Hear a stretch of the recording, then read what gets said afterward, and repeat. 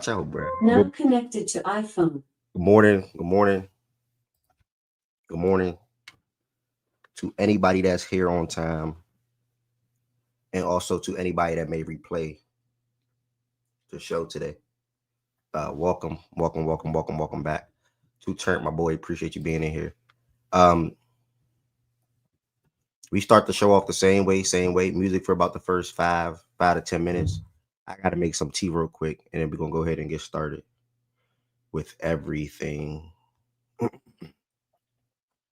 need some tea bad, Mo. Oh, funny.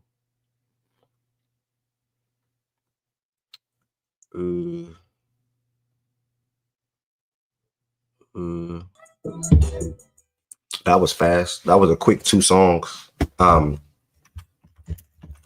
Good morning to everybody that's in here. Welcome back to another daily Facts and Stats show, Monday through Friday, 11 a.m. Eastern time until having an itchy throat problem. So bear with me. If I got to take a break, drink some water, drink my tea, or whatever the case may be, or if I'm just talking slower than usual. Queen, what's good with you, Birdie? Agent, what's good with you?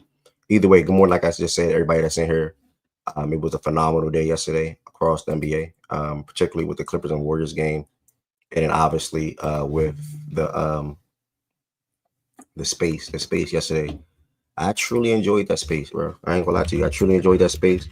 10 plus new followers, couple of new YouTube subscribers, playback members joining the playback room. So the space yesterday was definitely beneficial, and a lot of people in there got the ability to speak their mind in regards to the playoff matchups that we discussed, and also the playing game. So thank y'all for that. And then for the ones that's here on time early on the YouTube, appreciate y'all for following me across numerous platforms, whether it's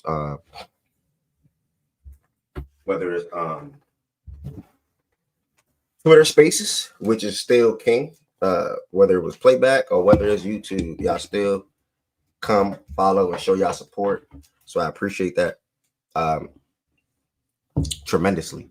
I appreciate that tremendously. If you are in here, guys, first and foremost, do not forget to like this live stream. If you are in here, do not forget to like this live stream. It takes y'all 1 second to do that. It takes y'all 1 second to literally like this video. And that helps the algorithm out for anybody that's surfing on YouTube to continue to come across Facts and Stats. I do want to continue to try to push YouTube to the forefront. I want to try to grow as much as possible on YouTube, and I appreciate the one that's been a part of the journey. That's been allowing me to grow on YouTube. I'm sitting at 988 subscribers. That's wild. If you are in here, don't forget to comment throughout the show. I'm gonna read every single comment, whether it's a question, whether it's just a comment or something that you heard on the stage. Feel free. Also, if you shared out one person today, I'm pretty sure they'll more than likely be willing to come back. If you shared out with one person today, I'm pretty sure they'll more likely be willing to come back. So make sure you all share this out with one person today, whether it's a Twitter chat, Instagram chat, iPhone group chat, whatever the case may be. Last but not least, if you are in here and you're not subscribed to the platform, I would love for you all to subscribe to the platform. Like I said, Fact and Stats is a daily sports show, Monday through Friday, 11 a.m. Eastern time, full of good sports talks, full of good entertainment. It's about to happen. Full of good sports talks, full of good entertainment, good debates, heated debates, all type of stuff. You can get everything inside of Fact and Stats. Next, if you are in here, you are not a member. One, shout out to all the members. They come in here and they drop the logo. If you are a member, all I want you to do is drop the logo. That's like saying good morning to me when you come in here. You can say good morning. You can say yo. You can say what's up. But dropping the logo is, to me, the proper greeting. That's all I need, to be honest. So if you are in here, you are not a member. I would love for you all to become a member. I think I'm a couple away from 60. How can you become a member? The link is in the description on this video. There's 3 different levels you can join as. So level 1, level 2, level 3. Obviously, they all have different customized perks and things of that nature. And they all have the ability to say emotes and the Fact and Stats logo and whatever into the chat. So feel free to become a member. We'd love for everybody to become a member that are not members. Next, you can send super chats and super stickers at any time. The amount does not matter to me, whether it's $3, $5, or $6. I'll be thankful. I'll be grateful that you see on the end. All extended support is appreciated. All extended support is appreciated. The New Orleans Pelicans have fired Executive Vice President David Griffin. That's the newest update. David Griffin just got up out of there. He just got up out of there. Next, make sure y'all follow the Twitter, the Instagram, and the TikTok. This is important. Make sure you all follow the Twitter, the Instagram, and the TikTok. This is important. Why? Because you will see spaces continue to come back. For anybody that don't know what Twitter Spaces is, TJ, what's good, buddy? For anybody that don't know what Twitter Spaces is, this is where the Fact and Stats show started. On Twitter Spaces, had a phenomenal return yesterday. Averaged over 100 viewers across 4 hours. For anybody that missed it, you had 2,000 plus people tune in, and you had, did not mean to click that. 2,000 plus people tune in, and over 200 people replay the space. So over 200 people went back to replay the space. I don't think y'all understand that. Over 200 people went back to replay the space on top of 2,000 people coming across and clicking it, whatever the case may be. So Fact and Stats is still the biggest. The Twitter Spaces is still the biggest platform. So make sure you all follow Fact and Stats on Twitter. Also, make sure you all follow Fact and Stats on Instagram and TikTok as I post clips from the show to those platforms. Next, you have the Fact and Stats playback room. It's playback.tv/facts and stats. What is playback? Playback is where we go and talk sports, where we go and watch NBA games, WNBA games, baseball games, whatever the case may be, every single night. I said WNBA because that's quickly returning. I think the WNBA draft is tonight, and also this preseason starts on May 2nd, I want to say. So make sure you all sign up, join the Facts and Stats playback room. It's sitting at 1,798 members, so constantly growing on a day-to-day basis. Constantly growing on a day-to-day basis. So it's an app you can download. It's free to sign up and join the room. Don't cost any money. We just go in here. We have a good time. We talk sports, good entertainment, good laughs, and also good musical verses that's been brewing over the last 2 weeks. We have another one this Friday as well. For all my folks that gamble, want to join the Fact and Stats Discord, the link to join the Discord is on this page. For all my folks that gamble and want to join the Fact and Stats Discord, the link to join the Discord is on this page. Jay Woods, what's good? The link to join the Discord is on this page. Feel free to join, share your plays, whatever the case may be.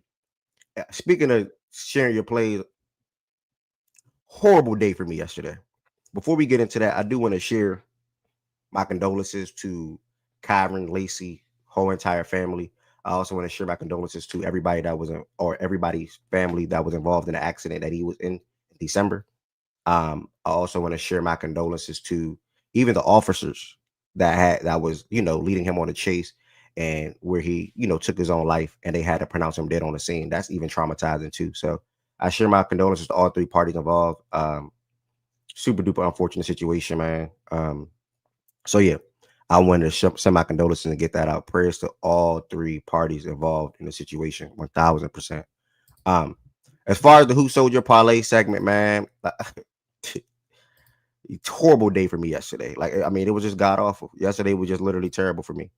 I'm cool, bro. I'm taking a break, bro. I ain't gonna lie to you. I'm cool. I think I had 3 parlays, all be one off. I'm so cool. Yeah, I deleted the app off my phone. It ain't on my phone. I try to check to tell y'all word for word. Oh, let me go to Discord. I can tell you on Discord. So I make a live bet. I go Bucks, Heat plus 9.5, Cavs, and Hawks. And the Bucks were up 71-50 when I made the bet. No, the Bucks won. It was the Cavs. The Cavs was up 54-36 when I made the bet. The Cavs was up 18 points going into the fourth quarter. They were up 6 with a minute to go. It was, and then overtime period was some of the funniest, worst basketball I've ever seen in my life. So that's one parlay, one off. It is what it is. Chalk it up. I make another one. Curry 20, Jimmy 11, Kawhi 15, OKC money line, Jokic 20. Jokic finishes with 18. Chalk it up. I knew to go Nuggets money line. I didn't even go Nuggets money line. Third one, Grizzlies plus 3.5, Nuggets money line, Warriors money line. This is a live bet. Warriors looking really good in the first quarter. I'm like, all right, let me take the Warriors. We all know what happened in that game. 3 straight parlays, all off by 1. I'm so cool, bro. I probably don't come back to this weekend. I'm not gonna lie to you. I'm just so cool. and I can't even gamble on nothing today. So yeah, man, that's what happened to me yesterday, bro. Anybody else got any bad beats in the chat, bro? Anybody else got any bad beats in the chat? Bro. When I tell you this shit is funny, bro. I tell niggas in playback chat all the time, bro. Gambling is so funny, right? Because gambling, when you gamble, bro, Vegas control this shit. Vegas control these niggas like like they puppets, bro. I'm telling you the truth. Because it ain't no way in hell Bub Carrington don't get that last assist, bro. The last assist he needed, the nigga fucking missed. Peyton Pritchard, right? I needed Peyton Pritchard I really needed 40. But bro, I needed 35. Ends with 34. Like, come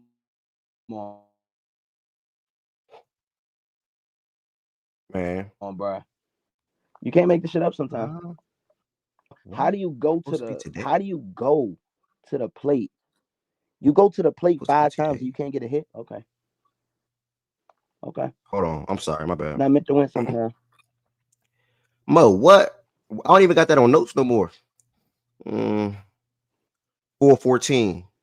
Damn. Fuck.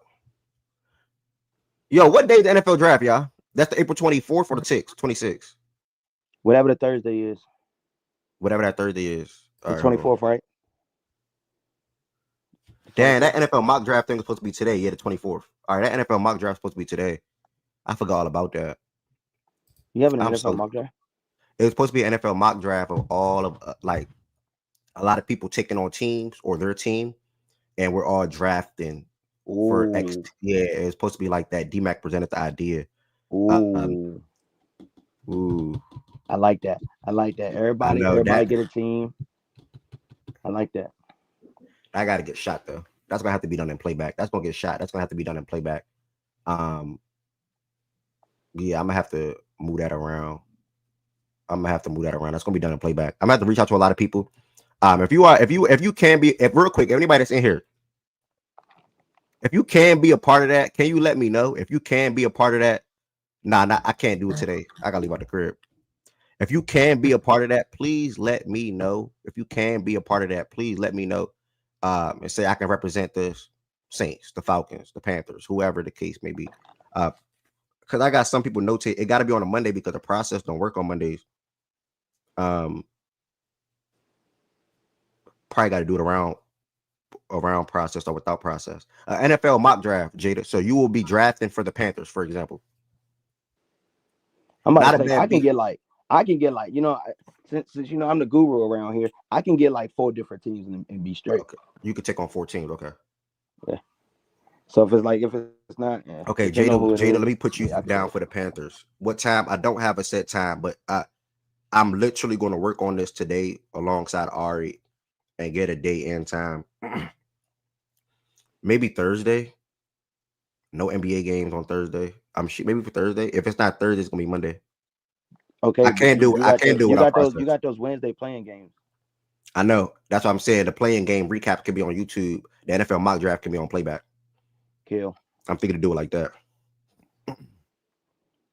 Because realistically, those playing talks should last you about an hour, 2 hours. O'clock. Yeah. Well, okay. Yeah. Well, yeah. Something like that.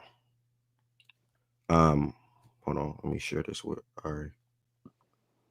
Me, Shaggy Bear, Mish got the picture. Said Q Sims too.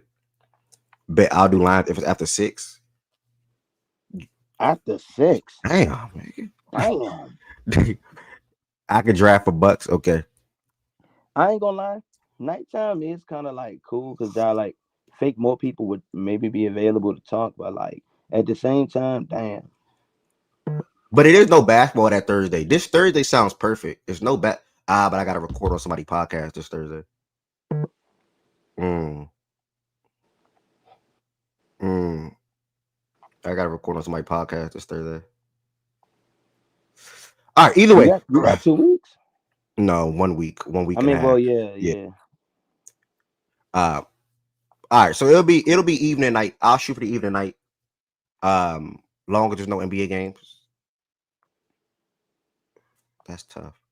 Thursday 6. Thursday 6. It's probably gonna have to be Thursday, y'all. It's probably gonna have to be Thursday. Yeah, Thursday. Thursday 6. 6. Only Yeah. person everybody should make it outside of fucking process. Process probably make that shit. Yeah. So that's gonna be that. Did I see anybody else that said who sold your parlay? Let me read some up. My bad. Brother kid talk about our PPP and true shooting all day, but can't interact with. The money man pitched today. That's all I'm gonna say. The money man pitched today. I ain't saying no names, man. Shout out to it was a time and playback last night, man. Hey man, Ted's the only winner last night. They was doing this gambling gimmick. It was a gambling, vibe baseball to last gamble night. on. Paul Skeens pitch today, BJ. Duh. You Alright. don't ask me that, nigga. Every single time I see him up there, nigga, he pitching it. You know I'm betting on him. I dumped half my account. I mean, I said a nush wager. Nah, for real. Already. Nothing was like fact and stat spaces, man. It was a phenomenal time to return to yesterday. On the YouTube side of things today, I do want to talk about the NBA season recap and team grades. NBA recap and team grades. And we may head to playback and talk about more things. I know I gotta leave out the crib today, but it all depends on how it goes. But can I draft for Bucks? Yes, you can. Willie Green will remain the Pelicans coach for now. David Grissom replacement is hired. That person will have a say on Green's future. He's probably going to fire Willie Green, to be honest. Where they have put the community on Twitter is trash for sure. Money's going to be too hectic for sure. Josiah, good morning. Also, reminder, anybody may be new in here. Anybody can come on the stage. It is the pinned comment on the stage right there. It is the pinned comment on the stage right there. Do not forget that. It is the pinned comment on the stage. I mean, I said in the stage. It's the pinned comment in the chat. I'm sorry. It's the pinned comment in the chat. And if you are not subscribed to Fact and Stats on YouTube, make sure you hit that subscribe button. 12 subscribers away. Twitter Spaces will be back as soon as tomorrow night. Post the 2 playing games that we have, Hawks, Magic, and Warriors, Grizzlies. It'll be a space immediately following that. And then, yeah, man, I'm just so excited to bring Spaces back into the fold and back into the picture. So that's where I'm at with everything. I'm gonna go NBA season recaps and grades and talking about some of these teams this past season. Before we get into that, my bad, I missed this. Anybody got any players of the days? Anybody that we need a shout out over the weekend? Any player that need to be shout out over the weekend, no matter the sport? Anybody before I get started? My bad. Bro, Bub Carrington, bro. I'm keep saying that shit, bro. Bub Carrington, bro. I do want to give Bub a big shout out. I meant to do this. Bub Carrington, I think, played in all 82 games this year. Bub Carrington lost his father sometime like last month. Didn't miss again. You know, so I only can imagine everything that he was going through mentally. And it was beautiful to see as a Heat fan for him to hit the game winner on my team, but also after the fact that he hit the game winner, you know, he did a little prayer up and was pretty much sending some words to his father and God. So shout out to Bub Carrington, man. He's gonna be a really, really special player. And I keep saying it. Y'all hear Z Farm say it, bro, but I keep saying it. The Wizards are coming, y'all. They coming. The Wizards are coming. It's going to be a Magic / Pistons type jump. I'm telling you, just watch. Not the Magic as this season, like what they did last year. And they're not saying the Pistons exactly with tripling their jump, but it's going to be a Magic type Pistons type jump. They're going to be one of the teams that's next up in the Eastern Conference for sure. You didn't see what I tagged you. I mean, well, I ain't necessarily tagged you, but you didn't see what I told you yesterday, bro. If you really sitting there think about it, all of their draft picks hit this year. All of their draft picks hit this year, and they got a nice, good amount of picks next year, bro. Them niggas are straight. Facts. Yeah, I got a shot. They young core. They young core, y'all, like coming along. SAR got way better second half of the season. Like, yeah, bro. Shout out Paulo, man. I was a little I'm seeing too some early comments on in the Twin. chat. Listen, and this is the activity that I want to take head on. I have BJ and Tween up here rocking with me. If anybody else want to join the stage, feel free. But as I'm continuously trying to grow on YouTube, I cannot just start YouTube for 30 minutes and then just head to playback. No, I got to do something on YouTube too. So, James Harden with the player of the day from Haji. This is Fernando, right? Fernando Tatis Jr. from Chan. My boy from B Young. Hey, what did Boost win in? Did Boost win by knockout? How did he win? I was too lit that night. I ain't gonna lie. How did Boost win? Was it knockout? Was it decision? Like, talk to me. I was too lit. It was decision? Was it? It was knockout? Tonyo said Harden. Ted said everybody Bubs fans now. Taking my victory lap. It's a grown man. Buddy and Draymond from Jordan Woods. Don't know if this counts. Yeah, that counts. Corey, that's a sport. That's tennis, right? I mean, that's golf, right? Rory's a golf player, right? Low told me, do I like the Clippers yesterday? Duh. Fuck, nigga. Press that link. Yeah, that's golf, bro. That's a sport, gang. Golf not a sport now? Yes, sir.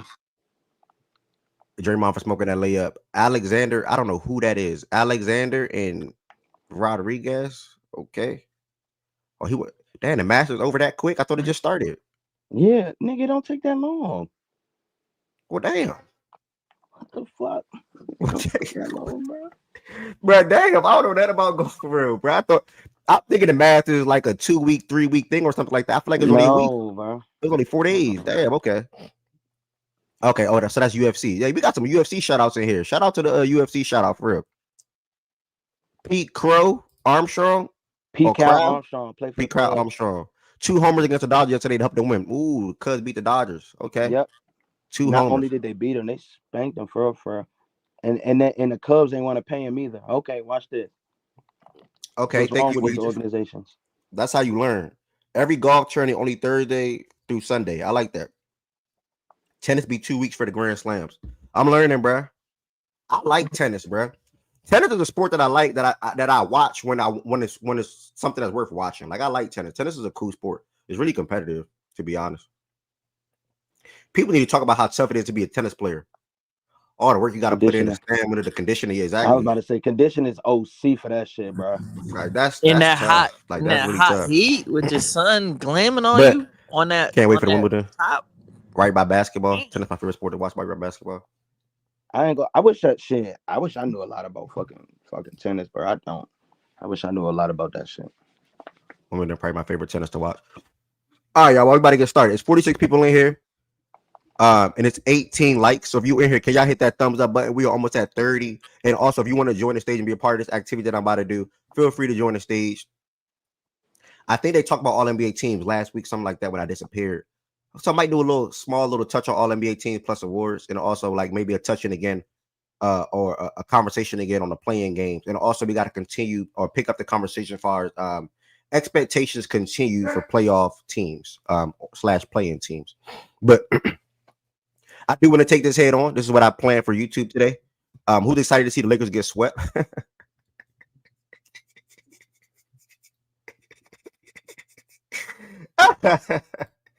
Yo, no, Dream Shake Joe's. But it's so funny to me, bro, because this is my last time saying this. Everybody knows I am a Miami Heat fan, and I have 4 favorite players, and then the rest of my favorite players are Kentucky players. It's Luka, Booker, Cade, Trey, or Trey Cade, but that's the order. One thing I can say, I support wherever they at, right? The good teams. I'm not supporting the Hawks too much right now because I just can't do that. I'm just supporting Trey Young. I really want to support Luka and Booker where they at, and I just want to see Cade and Trey succeed. But Luka, like if he a Mav, I gotta support the Mavs. If he a Laker, I gotta support the Laker. One thing I can say, bro, the Lakers have a lot of haters, bro. Like the Lakers have a lot of haters, and I never experienced it. And they got a lot of fans. They got a fan base right now. I'm supporting Luka Doncic, and like Dream Shake comment is just so funny, bro. Like it's just random, but they got a lot of haters. Like even down to Barry, what Barry was saying yesterday, niggas kept coming into the space saying they Lakers or this and that or that. Oh man, I want to burn this franchise to the ground. Like damn, like what the hell the Lakers do? You know, the Lakers they never do that to me growing up. I ain't have no problem with the Lakers growing up. It was for me. I'm a big Wade fan, my favorite player all time. So I ain't really rock with the Lakers. I ain't watch the Lakers, but I ain't have no smoke with the Lakers. But niggas really be having niggas really just don't like the Lakers, bro. I don't know what it is. I understand why Russ fans don't like them, but I don't know why anybody else. Why would what does the Lakers ever do to anybody? Why would we like players? The Lakers? It's like being a. Why would we like the Lakers? Why would we like Boston? Like Brown brought a lot of haters to the Lakers too. Bro, we've been hating the Lakers before Bron ever No, stepped I'm not. foot in LA. I'm not gonna lie. That's where that shit came from. Bro. That's where most of it came from now, though. Nah, that's cap. That's cap. No. That's probably not. You Cap. gotta 11 think just about it, typed bro, it. because niggas 11 just don't typed want to see Bron win. Niggas don't fuck with Bron. So you know what they gonna do? Fuck it, Bob. We gonna hate on the Lakers too. Yeah. Just like they 11 did the just- Cavs, just like they did the Heat. Bro, we hate on great organizations that have championship type aspirations. Like, what are we talking about? You right, 11-10. You right for sure. Playing from iPhone. Sorry, y'all. Boy, I'm going through it, bro. We're gonna go ahead and get started with NBA season recap / team grade. So I have 3 fellas up here. I'm gonna have them talk about their team and what they feel like their team, how their team season went, positives, negatives. I'm also gonna do the same myself. I'm a Miami Heat fan, and then after that, if anybody else don't come on the stage, then we're all as a collective just going to be grading every single all the other 26, 25 teams season. So yeah, that's what it's gonna look like. NBA season recap / team grades. I will kick it off myself. Man. First and foremost, let me just share my screen. Every team we go through, I'm gonna do this screen right here. We finished 37-45 in this 82 game season. This season was a roller coaster like no other, being a Heat fan. Haven't experienced a season like this in a while, personally, because I feel like in the last 4 or 5 years we had a lot of highs. Didn't really have too many lows, in my opinion. We had some playing. We've been in the playing, I think, 2-3 straight years now. But it wasn't. I wouldn't label the season overall as a low, you know. So this season felt really different because we had a guy in Jimmy Butler, who was our best player. Top 5 Heat player all time. I'm going to give him a shout out for that as well. He had differences, whether it was with Spo, whether it was with Pat, Mickey, etc. He had differences, and he pretty much didn't want to play for the team anymore. So, man, we were dealing with Jimmy getting suspended. Not know if he's going to be there. If he is playing, how is he going to perform? I do want to start with the positives, though. I don't want to say too much bad things to start off. Tyler Hero. I mean, this is a guy that I've been, like I said, I'm a Kentucky fan. So I've been watching him for the last 8 years, pretty much. And I've seen his game grow, 7, 8 years, whatever it is. I've seen his game grow tremendously. And what he did this year is what I predicted him to do. And what I predicted the type of player that I expect him to become. And that's a 23, 24 point per game score, which he averaged on the season. I always voiced how he's a good rebounding guard. He pretty much averaged like 5 rebounds every single season for the most part.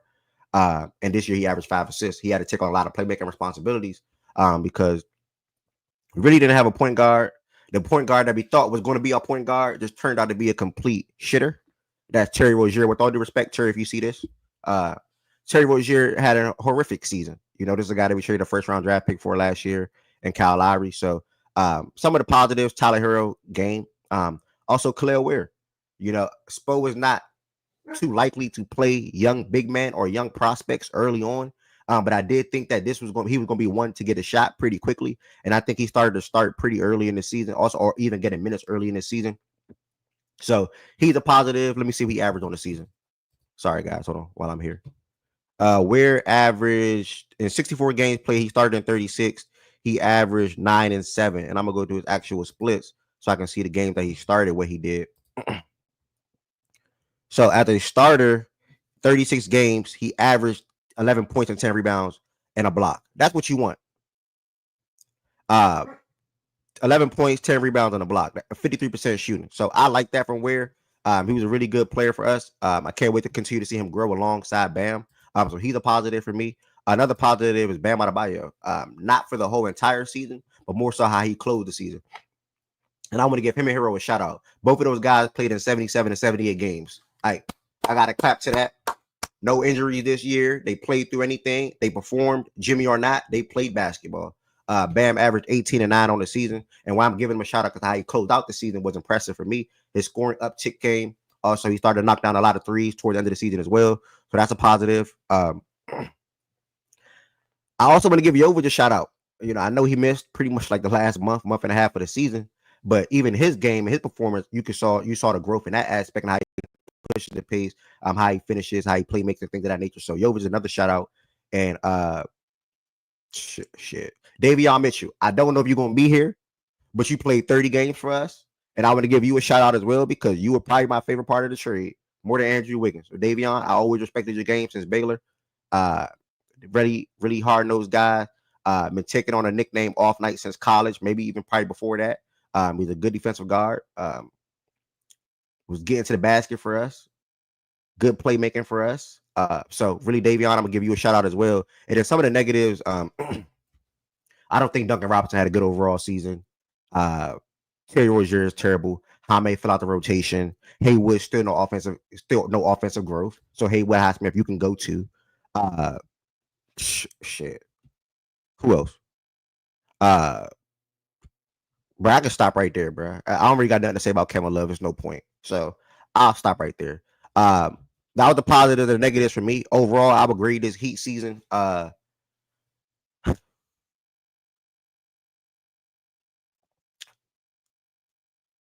So I'm gonna do A, B, C, D, E. I think where y'all from, y'all probably do F's. Where I'm from, we do E's. I'm gonna go A, B, C, D, E, and I will probably add a plus on the end if I need to. Or a minus. This season right here for the Heat, I'm gonna keep it a rack. It's in between a D plus and a C minus. Because everything that we dealt with, I still feel like we sort of kind of made it out good, although we had a bad 10-game losing streak. But then we went on a random 6-game winning streak when we shouldn't have did that. But I don't know.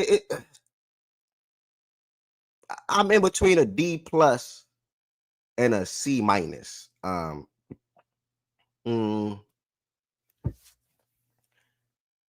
I'll go with D plus. I'll say this Heat season overall was a D plus. We had an all-star. We got to play some of our young guys. And yeah, I'll leave it at that. What do you mean, y'all? See, like I said, where y'all from, y'all probably did F's. Where I'm from, we did E. A, B, C, D, E. That's what we did. So D minus Hurl can't lead that team. I think a D plus is reasonable. Bro, what's wrong with it? What's wrong with A, B, C, D, E? Like, what do you mean? Y'all do F's, we do E's. I'm confused. Y'all skipping a letter. If anything, am I tripping? A, B, C, D, E, F, G. Yeah, like y'all skipping a letter. Why are y'all skipping E and going to F? What happened to E? That's the real question. What happened to E? Y'all skipping a letter. Not you, Wager. Everybody from the DMV, I'm pretty sure the DMV, we do A, B, C, D, E. I think them other folks around the world, they do F's. So, you see what I'm saying? He said he never heard of it.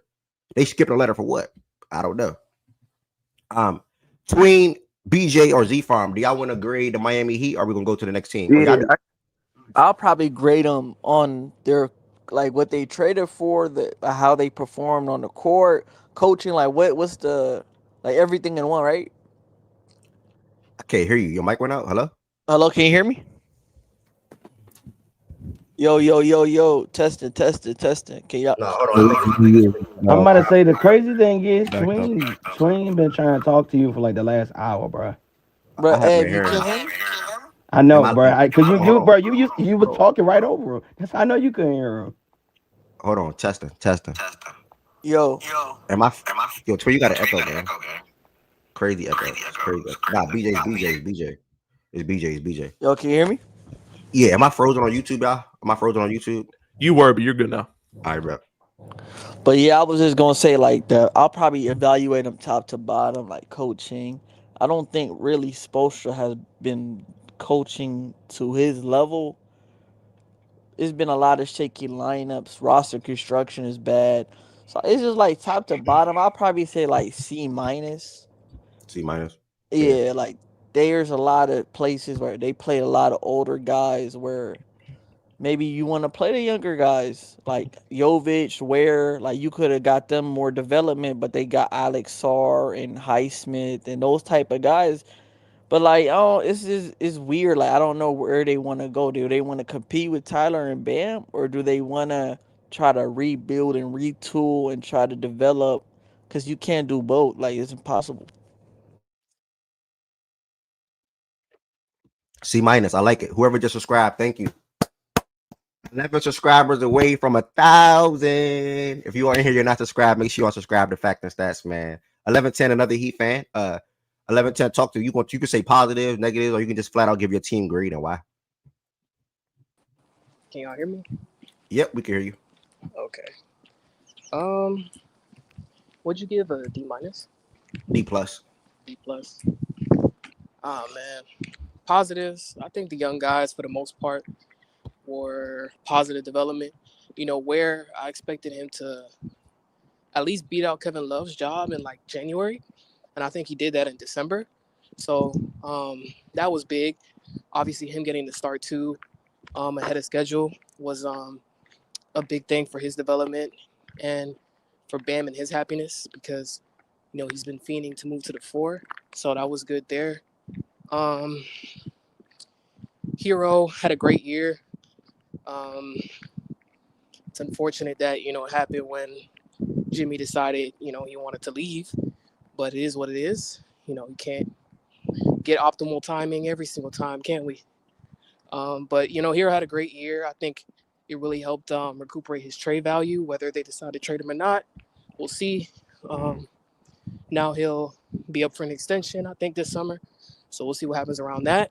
Hopefully they don't give him the $50 million because he should not. But, hey, who knows? Larson, I think our rookies are really good this year. We're, you know, valuable contributors. Other positives, what else? Davion. Davion was a hell of a positive. He's been our best player from the trade. And I think we got him by accident. So the best guy we got out of the trade, we got by accident. So hopefully we keep him. Not sure what his market's going to be like in the offseason. He shot really well from 3 since being here. He's a guy who consistently gives us at least 6 assists. Off the bench, plays hard, defends, and was giving us scoring production. Kyle Anderson, he was a cool piece too.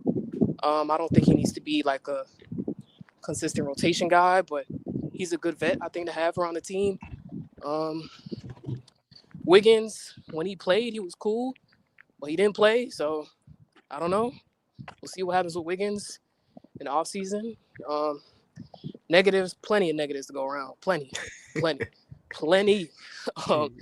But give a shout out to Jovic too. When he played, he was a really good 6-man off the bench. You know, he was a really big part of like Ware playing well to start off because initially Ware would come off the bench with Jovic, and Jovic made it a point to get him lobs, you know, get him feeling comfortable on offense. So big shout out to Jovic in that regard. He started off the year tough in terms of his 3-point shooting, and I think he got scapegoated within the starting lineup because of Terry. But that's another day for Terry. Shout out Terry for his contributions this year. Great guy. But Jovic, you know, it's unfortunate he broke his hand, didn't get to see, you know, him in the latter part of the year. But I think he's up for an extension this summer. So that's going to be interesting to see if they give him an extension or not because he's been injury prone. Sorry if it's windy. He's been injury prone in his like short career. So I don't know what's going to go in that regard, whether he gets extended or they trade him. So I think out of our young guys, I don't think Ware is a guy they want to trade. So Jovic probably has the most value. Jaime completely tanked his value this year. And Larson, We lost you. All right. I think you're me? back now. Yeah, you're back now. We're back now. Okay. That win was just crazy. We got you now, though. Hello? Yeah, we got you. Can you hear me? Yeah. Somebody just subscribed. Can you hear me? Yeah, we can hear you. Can you hear me? Can you hear me? 10 subscribers away. Yeah, we can from hear you. 1,000. 1110. Can you hear me? I don't think you can hear y'all us. hear me? 1110. Yeah, can you hear me? Can you hear me? Damn. Okay. Okay, I think we lost her. Okay, we drop and bring it back. 1110. Can you hear me now? Can you hear me now? 1110. Can you hear me now? All right, I think we lost her, y'all. So I'm gonna remove her from the stage. 1110. I think we lost you, so I removed you. Okay, she back. 1110. Levitate, you back? You good? Yeah, can you hear me now? Okay, yeah. Yesterday, Okay. Kelly Wagwan. What was the last thing y'all heard me say? Jovic, injury prone. Where not want to get Oh moved. yeah, Jovic yeah. more value. Yeah. Yeah, so out of like our young guys, Jovic probably has the most value that we would want to move.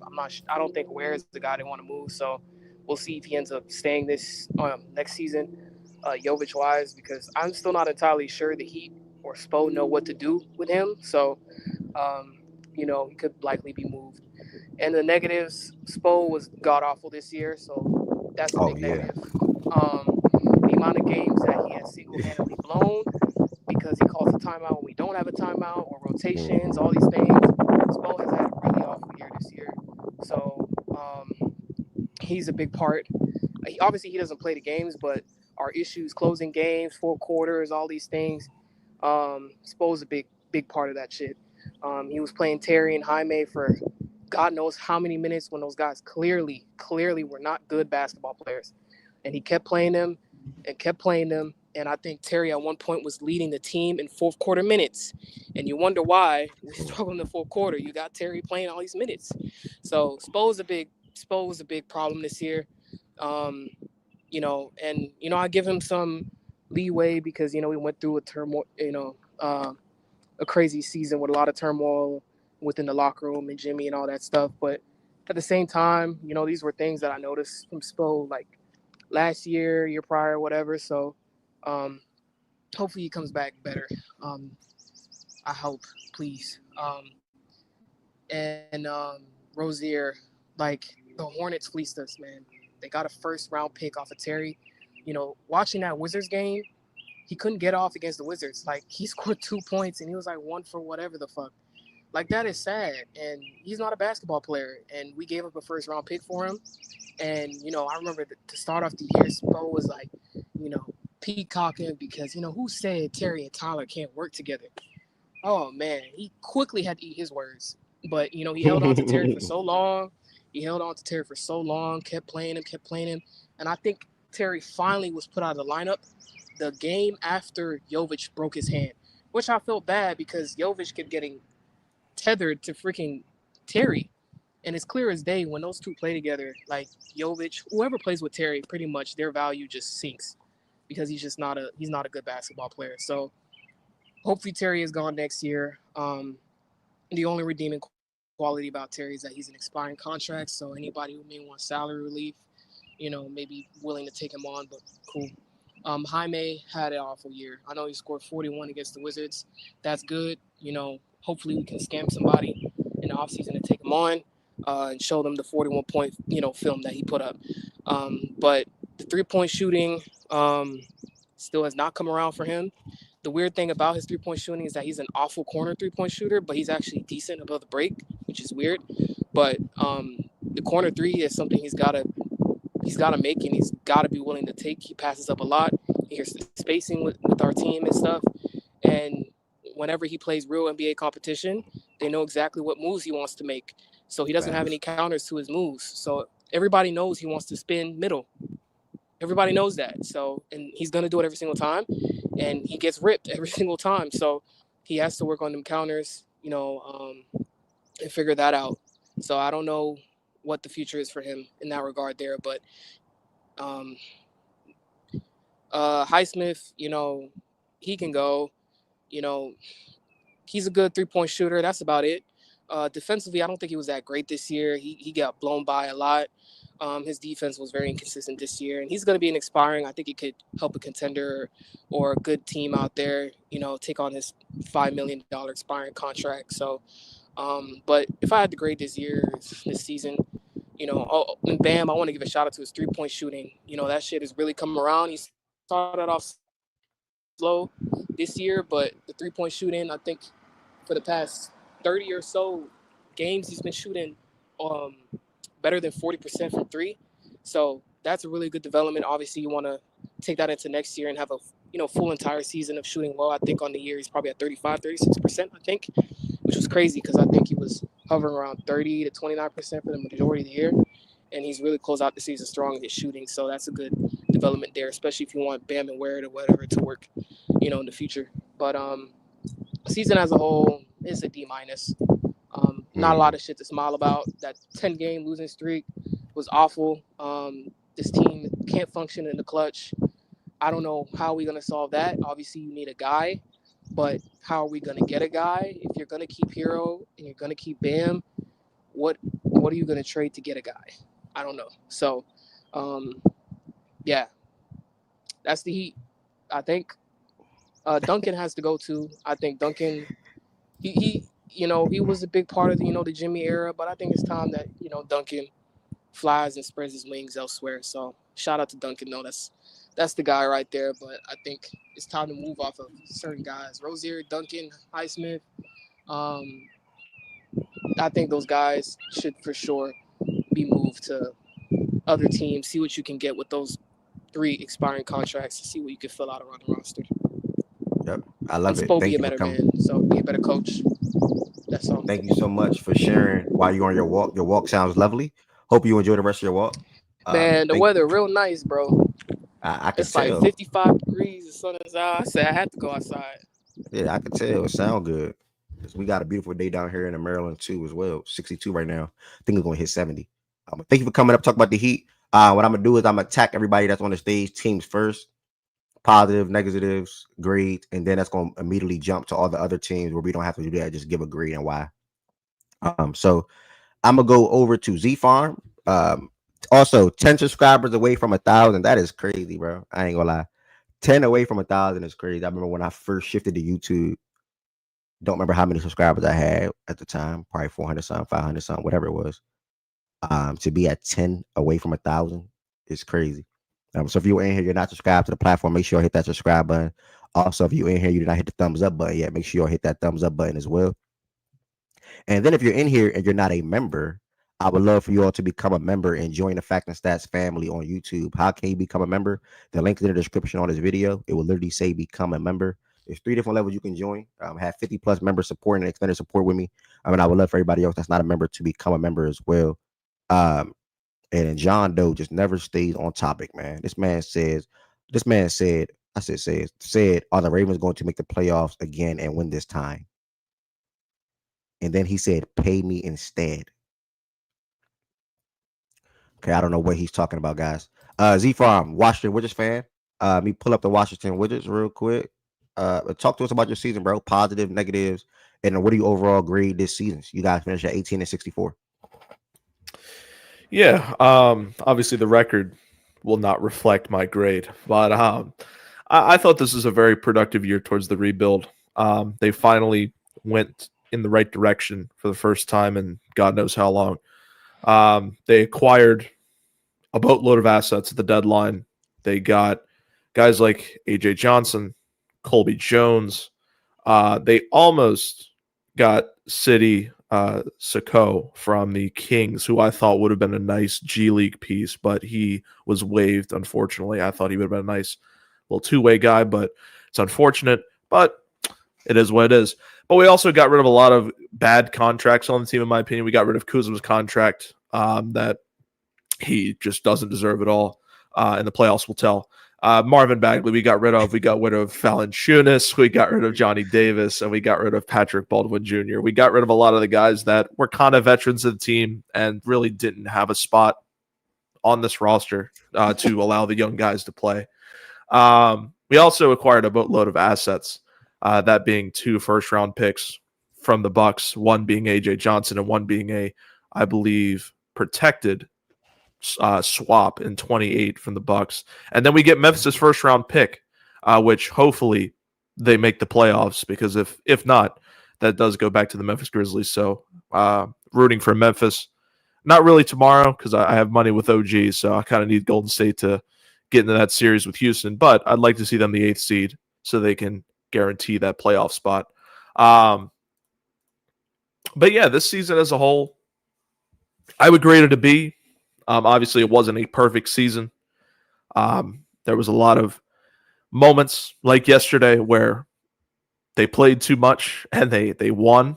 I would have preferred a couple more losses than what they gave me, but it was a very productive season. You have guys like Bilal Coulibaly, who only played 59 games this year. However, he did take a massive leap with a 12-5-3 production on his resume, and I think he will take another leap next year, hopefully around the 15-point range. You have guys like Bub Carrington, Tristan Vukovic, Keyshawn George, Alex Sarr, guys that I talked about in the beginning of the year to watch out for as guys that will play towards the end of the year and will take the next step. We saw yesterday Bub Carrington, a hell of a shot. It reminded me of the Derek Queen shot in the round of 32 versus Colorado State. Obviously, it must be a Baltimore thing. They can hit that shot. I might go try it in a minute. But, yeah, listen, I can't be mad about this season. They took the steps that I wanted them to. The guys that I needed to see something from, they did. It's really next year that I'm looking forward to a lot of change. And what I mean by that is more trades, who establishes themselves as actual players on this team, as guys that want to be here, guys that will be in the rotation for the long term when we start competing in a couple years. That's what I'm looking forward to. But this year, a lot of just baby steps, and that's what the Wizards needed, was baby steps. Also, want to shout out Jordan Poole. He had a very solid first half campaign. I think he was top 10 at All-Star voting, according to the fans, for the guard position in the Eastern Conference. Shout out to him.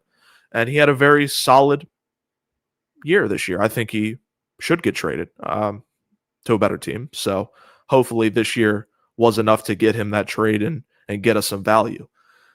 But yeah, like I said, I think a B plus grade for us is the grade that I would give. Just they won every trade, in my opinion. There wasn't a trade that we lost this year. As of right now, I think we won every trade. The assets that we pulled, obviously, if Memphis loses or Memphis wins, in this play-in and they make the playoffs and we get that pick, I might change my grade to an A- because that is an absolute steal. If we get a first-round pick for the Memphis Grizzlies for just getting Marcus Smart's contract, but yeah, B for me, B plus, and shout out to the young guys that played, man. This was a good year, a good step in the right direction, and hopefully that ball falls our way on May 12th because we need it, and we need it bad. Boom, boom, boom. Shout out to Lawrence, man. Welcome to the family. Appreciate you becoming a member on the YouTube side of things. I believe you're already a member on the playback side of things. That's super duper real, man. Lawrence been rocking with the platform since day one for the most part. Lawrence came to the cookout last year. And also, for anybody that don't know, the third annual Fact and Stats cookout will be June 21st. The third annual, not highlight. I feel like I'm coming down with a code, so I ain't all the way there. But the third annual Fact and Stats cookout will be June 21st. Looking forward to seeing Lawrence again, and anybody else that hasn't came to year one or year two. So thank you, Lawrence, for becoming a member. Also, speaking of him becoming a member, if anybody else has any interest in becoming a member, all you gotta do is click the link in the description on the page and click become a member. And that's just extending y'all support for the platform, man. I appreciate y'all, man. I appreciate y'all for real. And y'all why he had a re-up. And y'all why I continue to do what I do on a day-to-day basis. So thank y'all for all the support again across all three platforms: Twitter, Playback, and YouTube. So, and don't forget, after the play-in games tomorrow, we will be back on Spaces again, looking to meet some new people. Looking at games for new followers, new subscribers, and playback members and things of that nature, man. Shout out to Jay Cooper. I want to give him a shout out. Shout out to Miss Love. I want to give her a shout out. ABC, I think his name was, the Clippers fan. I want to give him a shout out. And everybody else that was new and spoke inside of the platform yesterday. We even got to hear a new level yesterday. We got to hear a new level again yesterday, man. Like that was crazy. And I was just thinking about new level like a week or two ago. So thank God, got to hear a new level and hear that all is well with him. So that's the Wizards. I agree with the grade, by the way. So thank you, Z Farm. He gave them a B plus or so. B plus. Nothing bad happened for the Wizards this year outside their record. And that's okay for them, though. You know what I'm saying? With all due respect. They're trying to get Cooper Flag. So they made a lot of trades, necessary trades. Could have another first round draft pick from Memphis as well. So yeah, man, they did what they needed to do. So shout out to the Wizards. We're gonna go ahead and roll over to Tween. Tween, what team are you representing, bro? Clippers. Positive, negatives, agreed. Positives, I think Zubac took the leap that I was thinking he was gonna make after that Dallas series.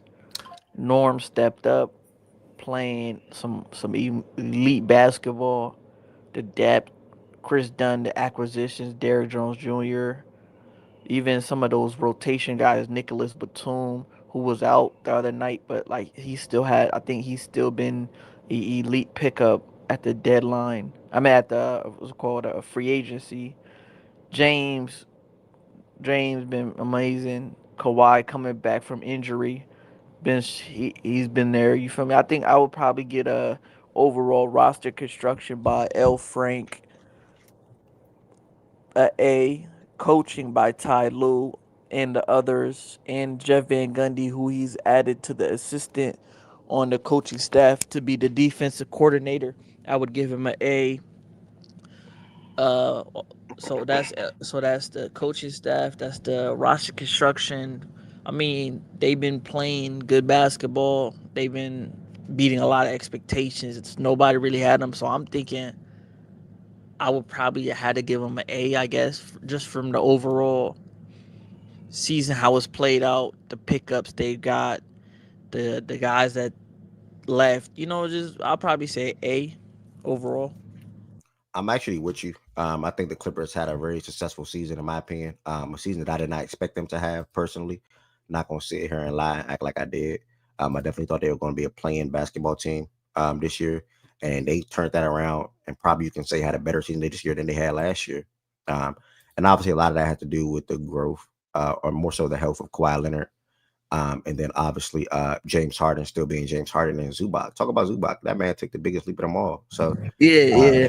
I big thought shout out to the Clippers. DPOI. Yeah, big shout out to the Clippers. I agree with that. A grade. Breaking news, as Amir and a lot of other people in the chat reported, Mike Budenholzer fired. I knew it was coming. He had too many, in my opinion, back and forth with Kevin Durant. They try to sweep them things under the rug, but obviously it was a serious matter. In my opinion, this is going to be the third straight offseason looking for a new head coach. Went from Monty to Frank to now Mike, and who knows who's going to come in and step in that situation and be the head coach. Around Phoenix, there's a lot of question marks because you don't know if Kevin Durant will be there next year. Like Kevin Durant can just say, you know what, there's too much going on. Y'all don't want me here anyway. Let me just go ahead and request a trade, right? Or they can just take on the ability to just trade KD anyway because they don't have no other avenues to get better. Or they can get blessed and somebody will say, hey, you know what? You can keep KD and Booker, and they get lucky with being able to trade Bradley Beal. Again, lucky. Obviously, I don't think it happens, but they can get lucky. They're going to lose Tyus Jones this offseason. He spoke to how he was disappointed when he lost his starting role this year in Phoenix. He spoke to how he took less money to come to Phoenix. He said he's going to explore his options. Pretty much, he's not going to come back to Phoenix. They're going to roll out. It's going to be Booker. Was that Booker, Royce, Grayson? And their two rookies this past year. Bill. Man, I mean, it's a terrible situation. So this is going to be like Devin Booker, like 5th or 6th different head coach in his short career so far. He's only 28 years old, and you about to go through that many different coaches. So and they'll have Cody Martin next year as well, and Nick Richards probably. So I don't know, man. It's an unfortunate situation. It's ridiculous. It's sad that Debo got to deal with all this. It's sad for all Suns fans to be experiencing this because you beat in NBA Finals 4 years ago, and now fast forward, being a really good team 2-3 years ago, and now you fast forward and this is where you at now. Too many question marks around the mob. So 8 and 11 years, freaking ridiculous. So yeah, man, it's just disappointing, bro. If I'm the Suns, there's only one option, and that's to call the Rockets and sit here, just take Kevin Durant, give us the first round draft pick, give us our first round pick back this year. They'll have a top 10 pick, and give me Jabari or Dylan Brooks or Reed Shepard or Cam Whitmore, somewhere in that, something in that mix of players. Maybe even Fred VanVleet could step in and start. So do not take Reed Shepard. Yeah, something the Suns got to do with the Rockets. They got to work with the Rockets. They have to. They literally have to say, "Hey, Rockets, let's work." Literally. So that's my little 1-2 in the firing. Speaking of the Suns, actually, let's just stay right here. The Suns this year went 36-46. My God, that's real. Yeah, the Suns this year won 36 and Yeah. 46. My goodness. They finished the season 1-9 in the last 10 games. They was 10-18 after the All-Star break. For me, I'm gonna give them a grade of an E or F, whatever y'all want to call that. Super duper disappointing season for them. The worst season they probably could have had. A big drop off from what they were last year and also the previous season before that. So obviously had a good start to the season. Kevin Durant got hurt. Bill spent a lot of time on the sideline. I feel like they did a lot of panicking and made some unnecessary moves. And it's tough, man. They threw a bunch of players together and it just didn't work. With all due respect, their roster, top to bottom, they just did not have a roster or a group of guys that can compete at a high level and also do some of the little things while also being a good 3-point shooting team, just which they weren't, or they didn't get up a lot of threes, I would say. So E or F for the Suns. I'll say F for y'all. F for the Suns on this season overall. That's my team grade for them. I don't think anybody up here would disagree for the most part. So the Suns are now approaching the offseason looking for another new head coach. We did the Wizards, we did the Heat, we did the Clippers, we did the Suns. I'm gonna circle to BJ. BJ, you ready to talk about the Spurs if you up here? I mean, if you active? I'm always active. Okay, brother. Positive, negatives on the season, team grade. That's a good question. I'm gonna just roll with a C. Average, pretty average season. We lost our best player. Only played 47 games, 48 games. About midway through the season, we lost our best player. Vassell played 53 games, I think. He was all right, up and down. Rough start coming back from an injury. He started off like super slow. Like a lot of people in the fan base didn't like that. That's when people was like calling and pushing for him to get traded because he wasn't playing. He wasn't playing up to par and playing good is what people expect him to be. Is like a 20 point per game score. Positives, my boy, me and Tiz been preaching this shit since the summertime, bro. Like how important Castle is. And to me, outside of like Wemby, bro, like Castle's too important to the team. Last year we had no point guard. We had no point guard last year. Like shit was so bad. Shit was like terrible. I think it was last year. Me and 1110 used to just be in the playback, just watching the end of games, and it's like it's no structure. It's just anybody out there playing. And it's like we added Chris Paul. Chris Paul was all right this year. He helped Castle game a lot too. Yeah, but it's about the positive. Shout out Harrison Barnes, HB. I wasn't a big fan of HB when we got him, but he played all 82. Him, CP3, Champagnie. They played all 82 this year. Champagnie was good. Champagnie was he was super hot like most of the beginning of the year. Yeah. So that's pretty much it. We'll probably get rid of Keldon. We'll probably get rid of Keldon this all season. For what though? I don't know. I don't know what direction the team want to take. Like I just don't know what they want to do and who they want to go after. We got De'Aaron Fox. We got Fox mid-season. And a lot of people in here too, but Twitter in general, or in like the media too, it's like people thought the Kings, we were going to ship out Castle for Fox. And I'm sitting here telling y'all like, no. Like if you watch the game, no. You need Castle because Castle's obviously like Vassell's the second best player, obviously, but like Castle is like the second best player. He comes with energy, defense, and playmaking, bro. Like his shooting ain't like that great, but like at the end of the day, his defense and playmaking make up for it. So I like the addition of D Fox. Hopefully we can keep D Fox.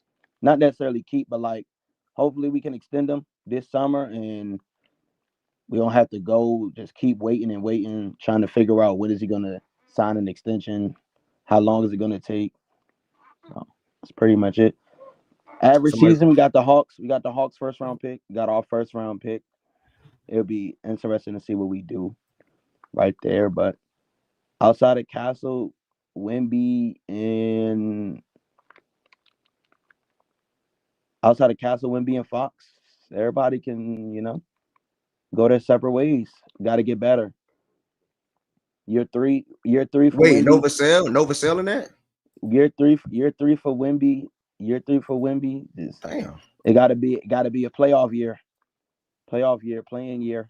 This was actually supposed to be the year, but we got D Fox when D Fox was hurt. Like D Fox was playing through that finger injury that he got in Sacramento, and it's like when he got hurt, people said, "Oh, they're tanking this, that, and the third." When Fox it's a nagging injury that Fox been dealing with, so they finally just shut him down and told him go get surgery. So we got a fresh Fox next year. Year 2 for Castle, year 3 for Wemby, and hopefully we can hit on some draft picks and acquire somebody in free agency, and that'd be that. Somebody said, who gonna be your coach? Anybody not named Mitch Johnson.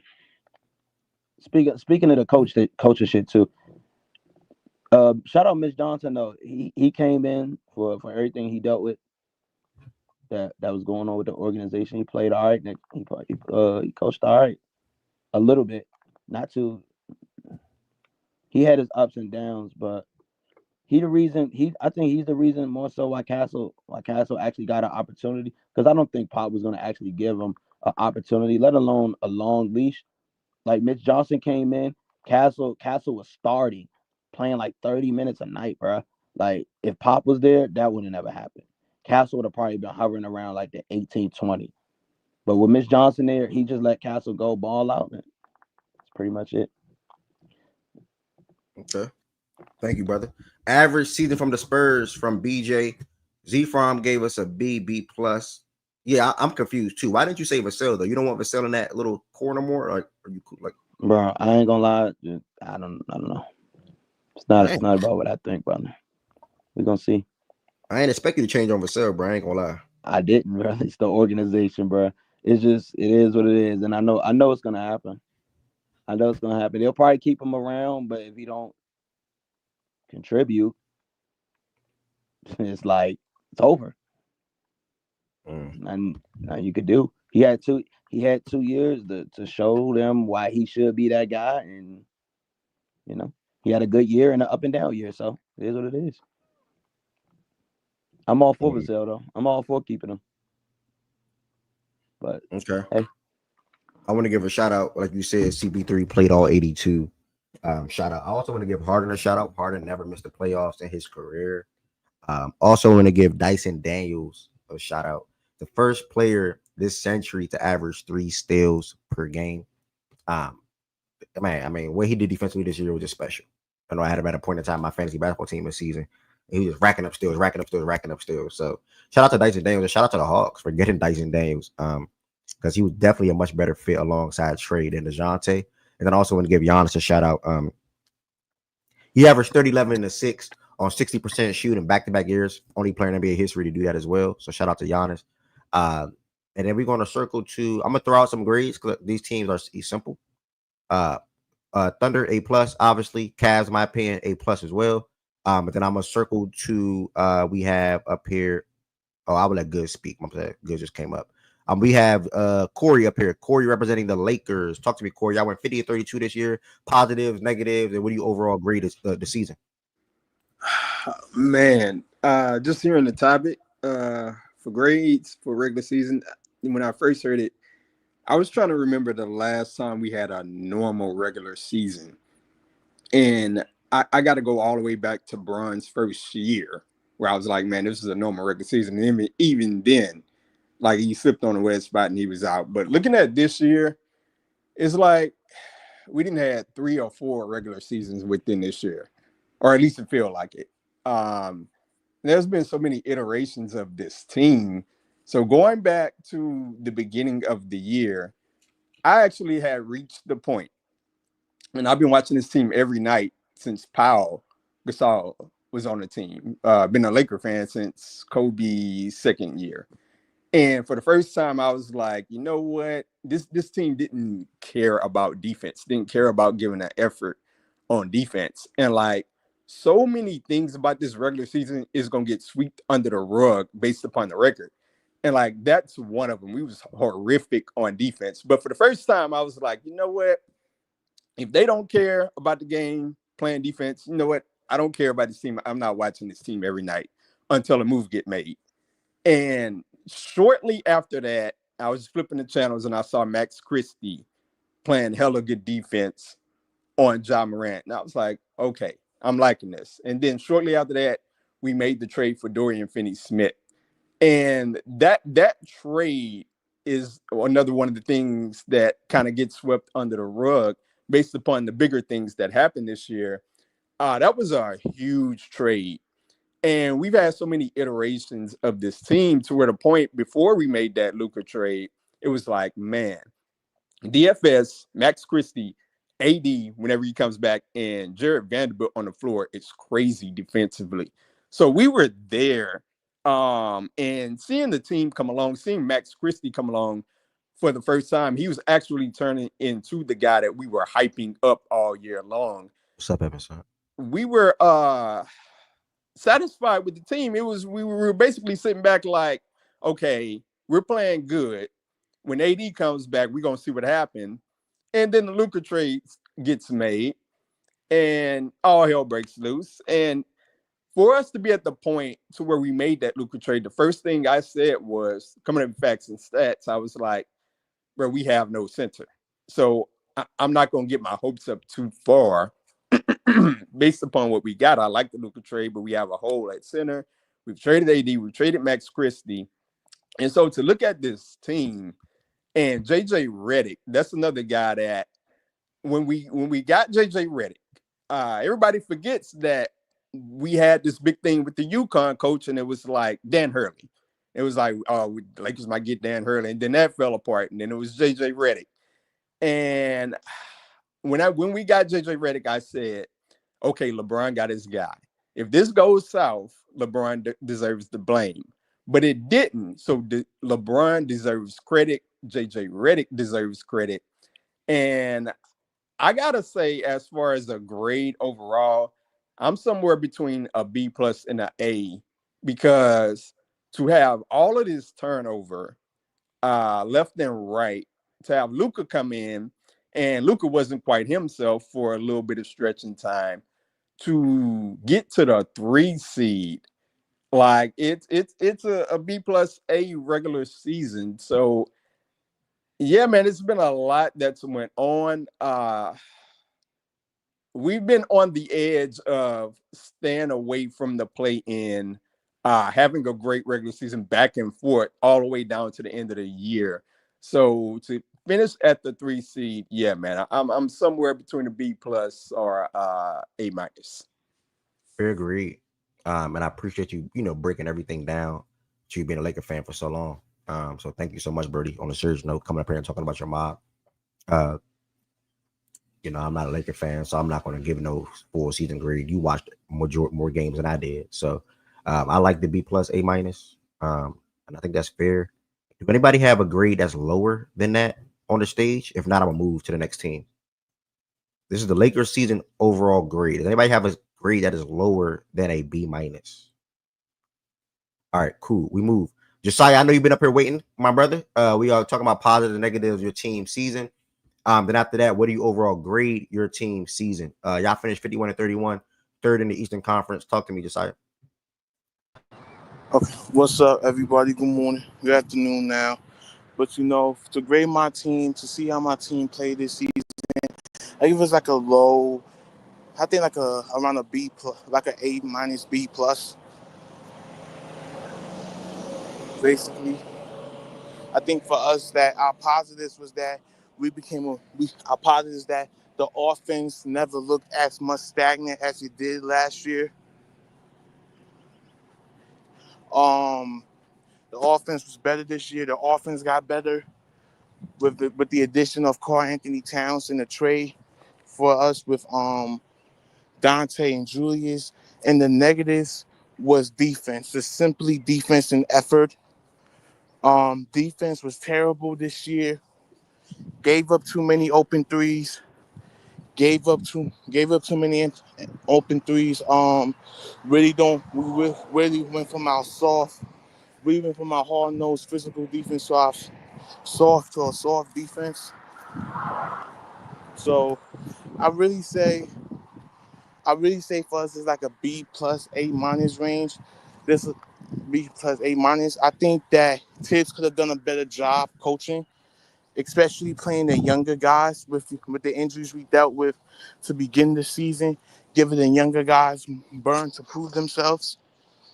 But I give my team around that. I give my team that grade because we was expected to be the team that can go up against Boston, but seems like we can't. But I just give my team a B plus A minus. Okay, I'm a comment. I tremendously disagree with A minus. If you want to say a B plus, cool. I'm more so rewarded at I'll more so lean B minus. If anything, two things. Yeah, a couple of things here. 50 and 32 last year. Whenever you have the all season that you guys had, you guys believe that every move you made was an upgrade. Let's start there. You guys believe every move you made was an upgrade. Really should say C, to be honest, like Associate just said. You get Cat, you move Randall and Dante, you obviously lose iHeart, but then you trade an enormous trade from Mikal Bridges. And then you also re-up on OG Anunoby and Brunson. So you feel like you guys overall had a good offseason. To come back and only win one more game, not beat none of the better Cat too. Yeah, and then traded for Cat, and then come back and win one more game, not beat any of the better teams in the conferences, as far as Celtics, Cleveland, and OKC. I don't even see how. I'm sorry, excuse me. A B is not an option for me. It's C. I'm going with C plus C, if anything. Like, this was an average New York Knicks season. It was no tremendous improvements, in my opinion. Only thing I can really highlight is how well Cat performed in his role, pretty much playing full-time center. And the first time he hasn't done that in like 4 years, pre-Rudy, obviously. So shout out to Cat and Brunson for how they played basketball this year. Even shout out to OG for how he played basketball over the last month from a scoring perspective. But for me, I'm gonna go ahead and say a C plus, probably for the Knicks. Still overall had a good team and a good season. But you ought to expect an improvement to come, and I don't think I've seen any improvements from the Knicks personally. So that's my little 1-2. I disagree with the A minus completely. If I want to settle at a B minus, cool. B minus, C plus for me on the Knicks. Yeah, I wouldn't even give them a C plus. I'd give them a C flat out. They got worse on the road this year. If you look at their road schedule compared to last year, or their road games, I think they had a worse record than last year. Against 500 teams, they were one of the worst teams in the playoffs right now in the Eastern Conference. For the trades they made and the guys they got and the acquisition of Karl Anthony Towns, a lot of people thought that was going to put them over the top, compete for the Eastern Conference. Oh, it's them versus Boston. I don't think we'll see that this year. I think a disappointing year because they should be a top 2 seed right now in the East. Obviously, without the I say Linsanity run of Cleveland, but to be only win one more game than last year, I don't think they deserve anything higher than a C right now. I wouldn't even give them a C plus. And I agree, because we got to remember, people weren't even talking about the Cavs that somebody ever going to match up with Boston. It was the Knicks and the Sixers. And we know what happened to the Sixers this year, but it was the Knicks and the Sixers as the two teams. And the Cavs took a gigantic leap. Z-Farm called it a Jeremy Linsanity type run. We'll have to wait and see. The playoffs is here now. So yeah, man, that's that for me. Is anybody going lower than a C? We heard a C and also a C plus for myself. Is anybody going lower than that? Or are we good right there? You talking about the Knicks, right? Yeah.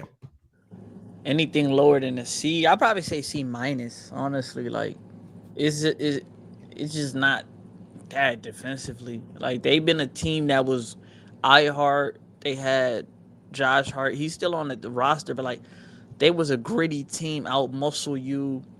You feel me? Elite defensively. Now they have to outscore teams, and they don't do that against the good teams. It's just, there's a cap, there's a ceiling on them. A C minus is probably where I would evaluate their season. Okay. Injury. OG said injuries matter. I think C minus is too harsh. Yeah, low key. Let me see what OG talking about. That's too harsh. OG, all their guys play 65 more games though. OG, they host started 5, play 65 more games. Yeah. Before the rolled ankle, Brunson was on pace to play 80, 70 something. They had most of their guys this season. I don't know if I can go the injury route with them. Personally, OG, I don't think Miss I can go the Mitch injury for route. the first half of the season. Yeah, but that was expected. I don't think Mitch. Well, I don't think Mitch is changing much because even when Mitch was out, you got good play from Precious though. You know what I'm saying? So, I don't know. I don't want to put too much on Mitch to why you guys probably lost more games or whatever the case may be. But They were suffering for paint defense though, so Mitch would have helped. yeah, true. But then Cat would have been off the floor, or to probably go the double big route and it had Josh Hart off the floor. That shit disgusting. Yeah, so it's like that double big lineup with Mitch wasn't gonna be good. Yeah, I don't. What did you give them, Mev? Me personally, I went C+. I went C+, and I'm firm on C+. I was between B- and C+. I just pushed back on his A-, B+ word claims. Why? I don't know. I just feel like. Do you think they were better than the team that they had before? No, that's the thing. They were right there. Like I feel like they were right there. And I think they tied up themselves financially even worse than what they had before. Yeah. So. Yeah. So are we giving that a B-? I'm okay with a B-, but for me, I think it's average. I think they had an average New York Knicks season, and they had their two best players perform and play basketball like they're supposed to. But outside of that, it was just a regular, average New York Knicks season compared from last year to this year. So I feel like a B+ or even a B shows a sign of improvement. Now I don't think they showed that much improvement from an overall standpoint. So I don't know. I think they went lateral, like y'all like to say. Like they went like that. Let's look. They moved. I think it's even worse because they went lateral and they're in a worse financial situation. But I got you. Yeah. Who's that trying to come to the stage, y'all? Who's that trying to come to the stage? We did the Knicks, and also don't forget after this we will be heading to Playback to continue some NBA play-in talks, playoff talks. But this is just an activity that I wanted to get the YouTube rolling, so people can continue to. You could request again, gang. Tess. I just want to know who shot Swap. Josiah already did Knicks, so I swapped Josiah. I haven't sent. Hey, how are you? Right. You could probably talk to us about the. You could probably talk to us about the Wolves, Tez. Suns touch. Wow, just Tez. I got you. No, the fuck he can't. No, the fuck he cannot talk to you about the Wolves, and neither can Evanson. Wait, so you think the Wolves spokesperson now? No, they can't talk about no fucking Wolves. No way. Okay, process. Why not? Like them over the Lakers? Because you motherfuckers are rooting for the Lakers to win this series. I don't want to hear that bullshit. LeBron James is my favorite player. I don't know what you want from me. All right, whatever. You're rooting for Ant to lose. That's all I need to know. All right. As a neutral party, I could talk about the Wolves. I don't want to hear that shit. Crazy ass fucking fans. Get the fuck out of here. It's not for games. I'm a LeBron fan. Why would you rather a guy you already think is the greatest of all time and has all these accolades win before fucking Ant? Well, why would you want that? What because benefits LeBron James is my favorite player. Well, his time I will always want. He's still playing basketball. No, hey, process. Weird. Don't worry. Process, don't worry. They can't root for the nigga if he And wins the funny series. thing is, They can't root for him. If the Wolves, they not winning the They can't root for series. him.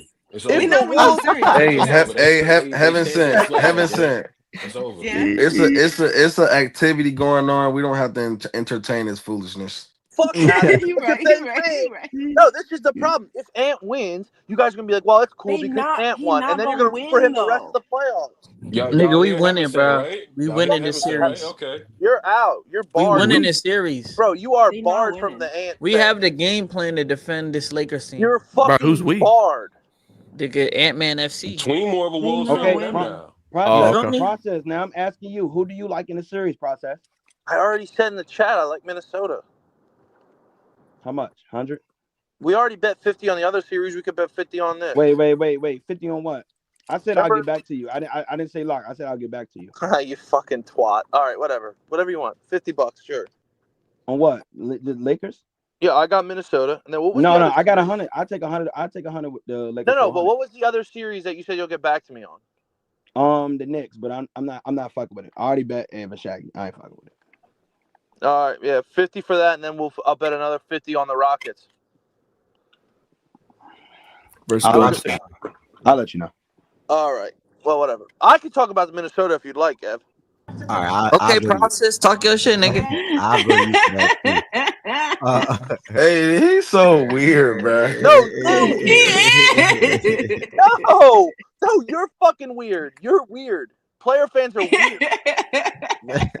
That's why you process. can't Go ahead. Says the player fan. Says the player fan. All right, bet. Since me and Heaven Sent watched them way more than you. Yeah. No, you didn't. You say any? You say no. That's facts. I'm letting you know. I'm letting you know right now. Since you wanna hold up, Tween, shut up.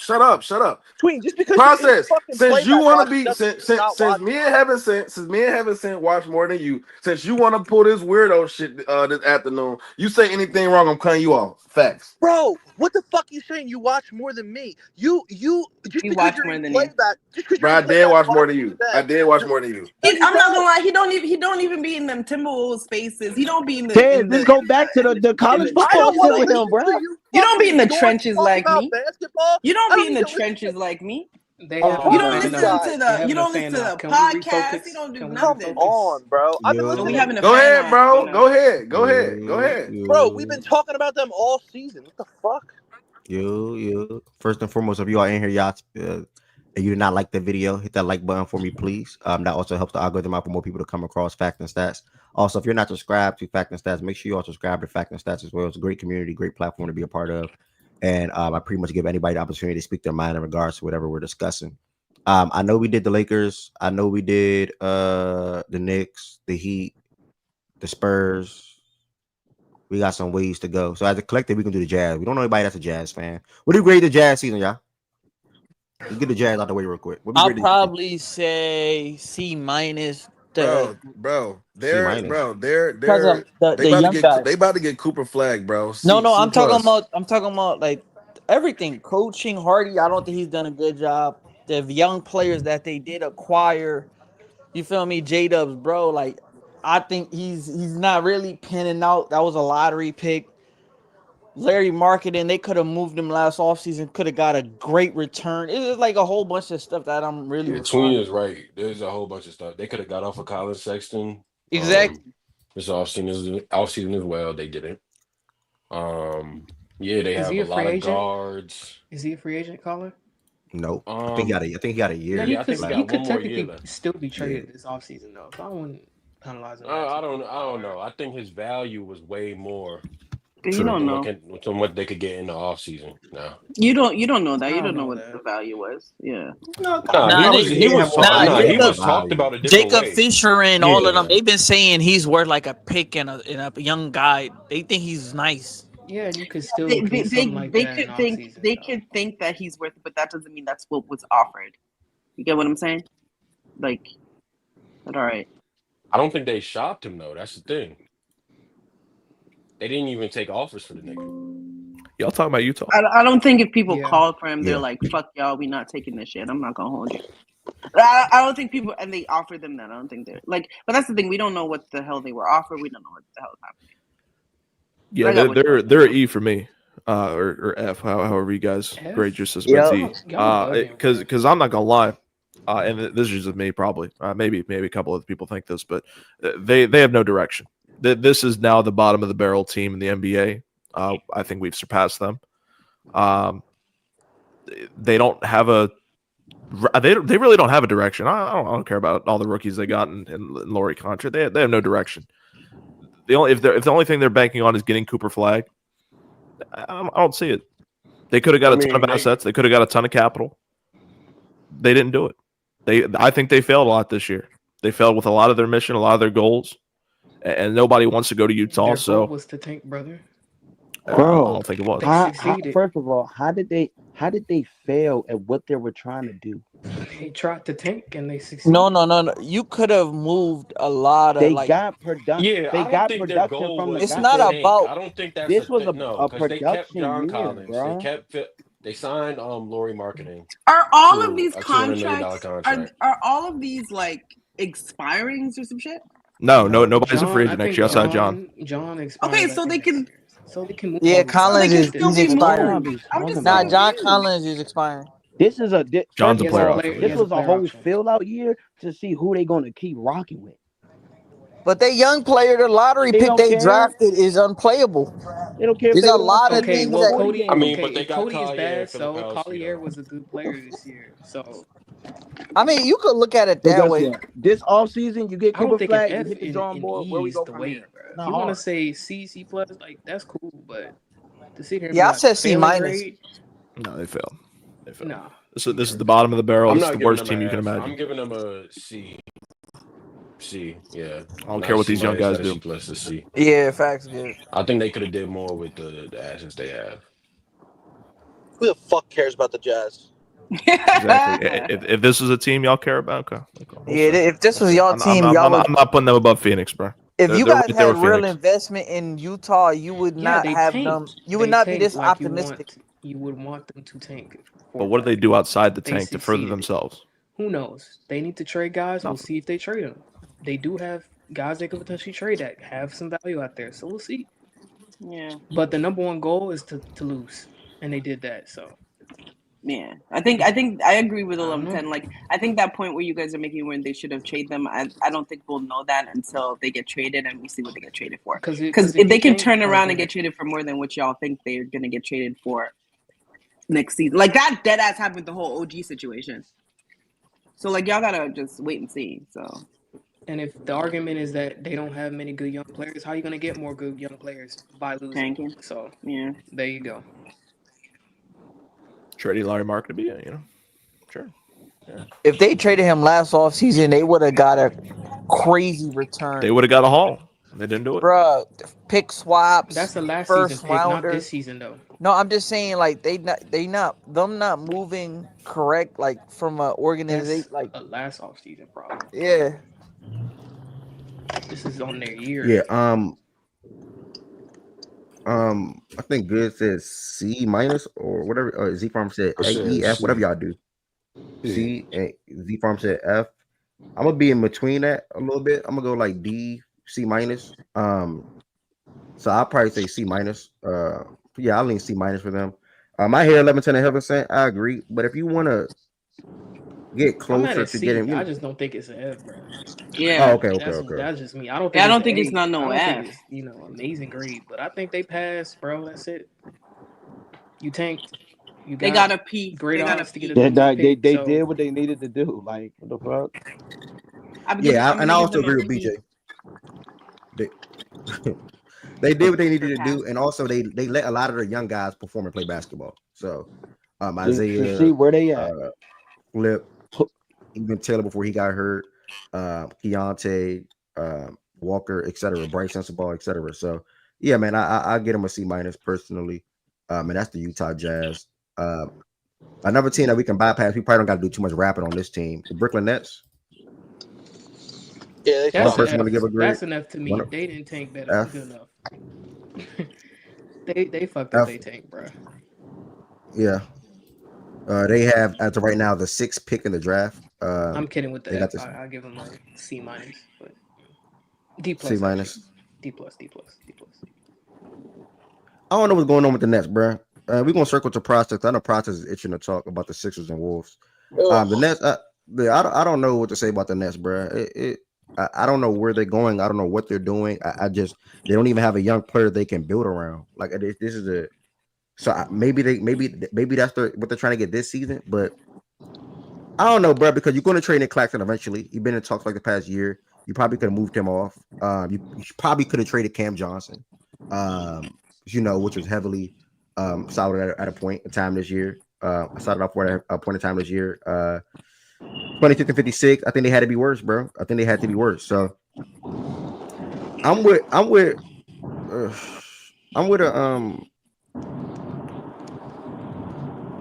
they get the worst possible grade, bro. I think they get an F for me. They get the worst possible grade. You don't have no direction.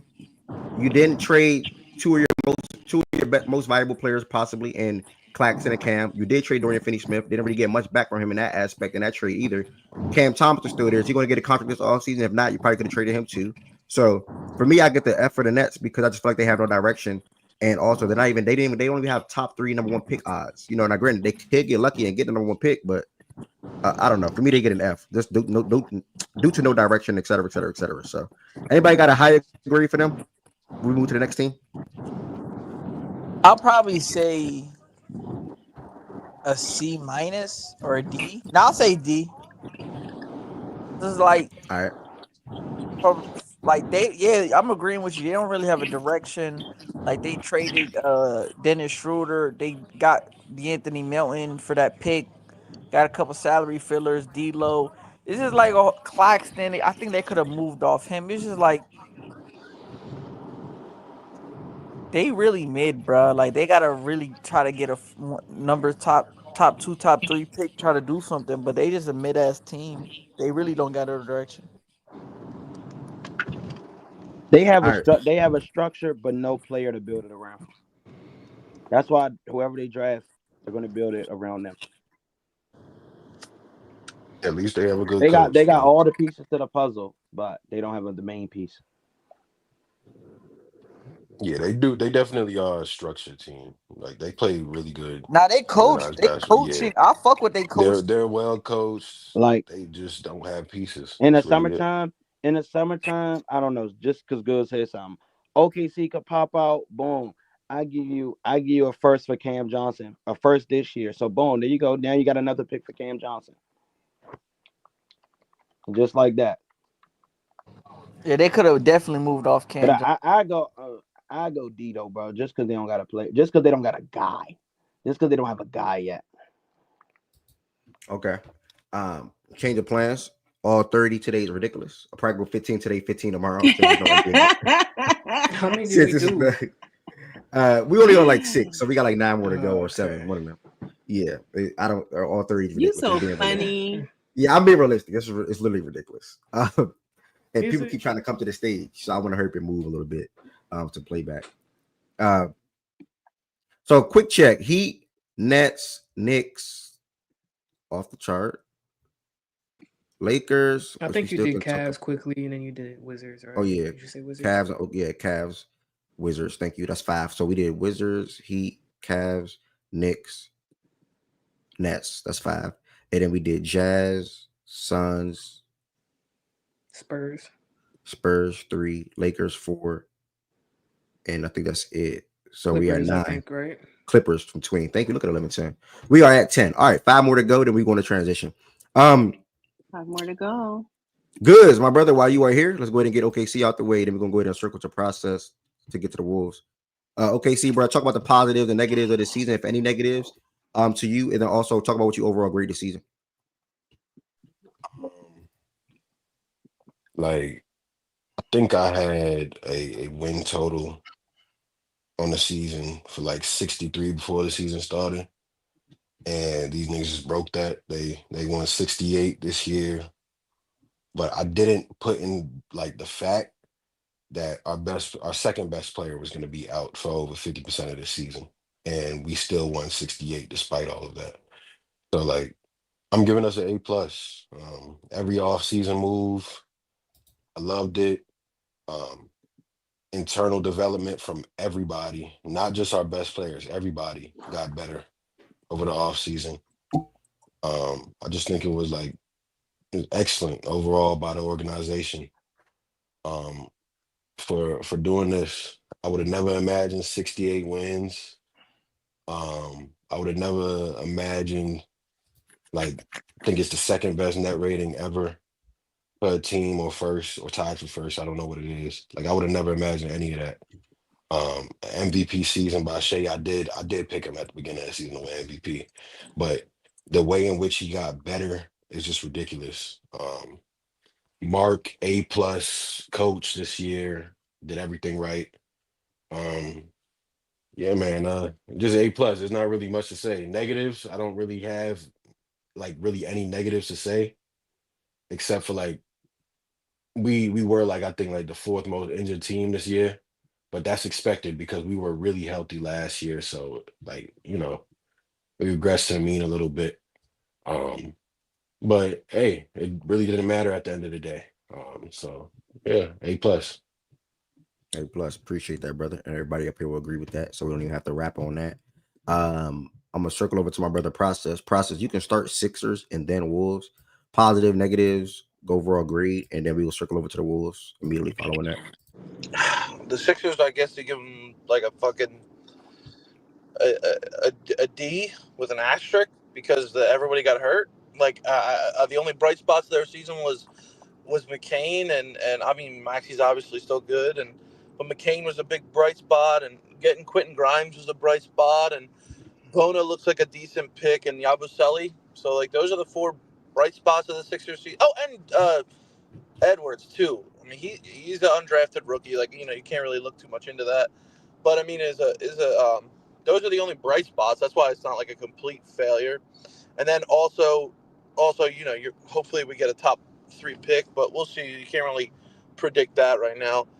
But it's such a low grade because your so-called big signing was a complete fucking bum all season. So you spent $250 million on Paul George, and he barely played. And when he did play, he was very fucking underwhelming. He had a few good games, and other than that, he looked like complete fucking dog shit. Embiid being hurt, it's just another year of an injury. It's pretty fucked up. Also, I think the organization didn't handle it well.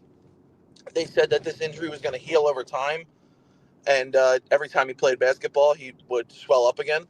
So clearly something was wrong, and he suggested that he needed surgery. So the player suggests that he needs surgery. The team says he doesn't need it.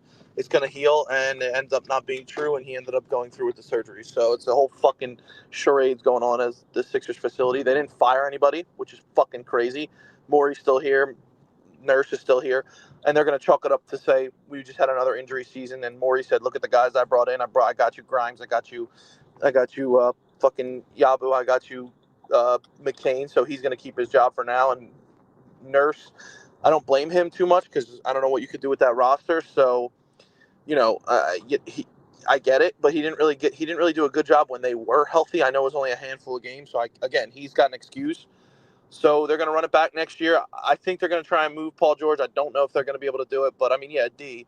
They had some bright spots, but the outlier, the biggest fucking disappointment was Paul George this year. And then if Embiid gets his so-called, he's getting the surgeries, so they say he should make a full recovery and he'll be healthy. But I've heard this fucking tune before, but we'll see what happens. I mean, it's just another year of guessing with the Sixers, so it fucking sucks. Nothing else you can really say about this season. I mean, hopefully they get flagged. What'd you give them? A D minus, whatever, some shit like that. Just because there's a little bit. If not, I'd give them the fucking F. But you had like 4 bright spots. You had Edwards, undrafted rookie. He looked really good as an undrafted player. Grimes, getting off of the Martin contract and getting Quentin Grimes. I don't know if you're going to re-sign him. Maybe you will. I don't know. You get him. If you guys afford Grimes next year? I don't know. It depends what he gets, but it depends. I think they're going to try and get off of Paul George. It's all that. It's this year's grade, so I can't really tell if they're gonna. I don't know, but it's still an improvement that we got him. So like he's still a bright spot. No, it's not. If you can't keep him next year, no, it's not. But I can't predict next year. So this year getting that's not realistic trading PG. Bro, what is Grimes like? What was the grand scheme of things, bro? What is Grimes really doing for y'all this year? You got rid of Caleb Martin, who didn't look that good. And you got rid of his contract, and you got a kid that looks like he could fucking play. If you sign him, yes, it's a bright spot. But if you don't sign him, yeah, it's not. But I can't predict the future. So how am I? Bro, he won y'all some games that y'all didn't need to win. But he's still a good player. If we're a good team next year and we sign him, is that not a bright spot? That's a big if. Could y'all even afford him next year? So how can I predict that? So how can I predict this? I can't say it's bad or good, but him looking like a good player is a bright spot. It's better than getting him and he looks like shit, and you got rid of Caleb Martin for somebody who's shit.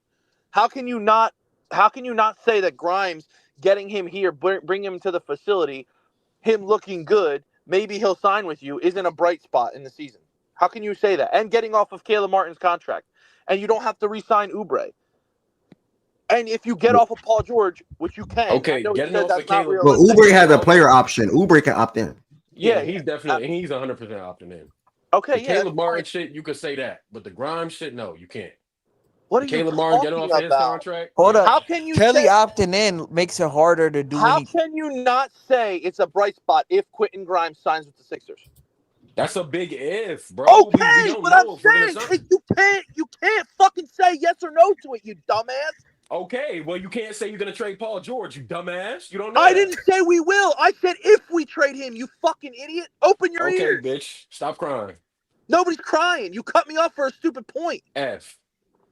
Fucking idiot. You're a complete fucking idiot.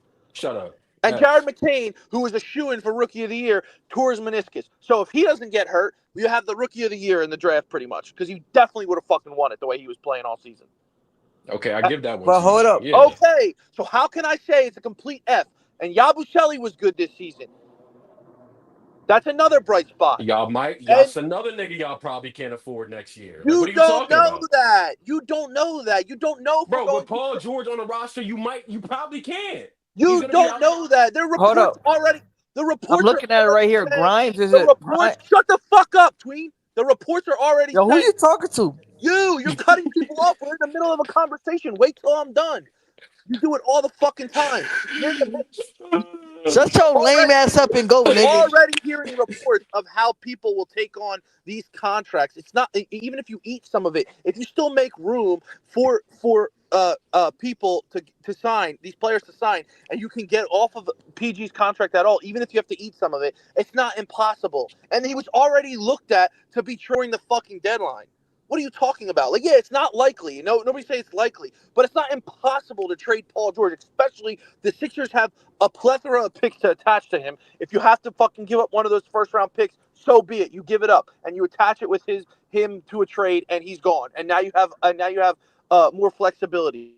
Okay, what team you think you could not take on fucking Paul impossible. George's contract? What team is taking on Paul George's contract with those I picks? don't know. I don't have the answer, but I'm saying that it's not impossible to trade him. There were already fielding calls during the deadline.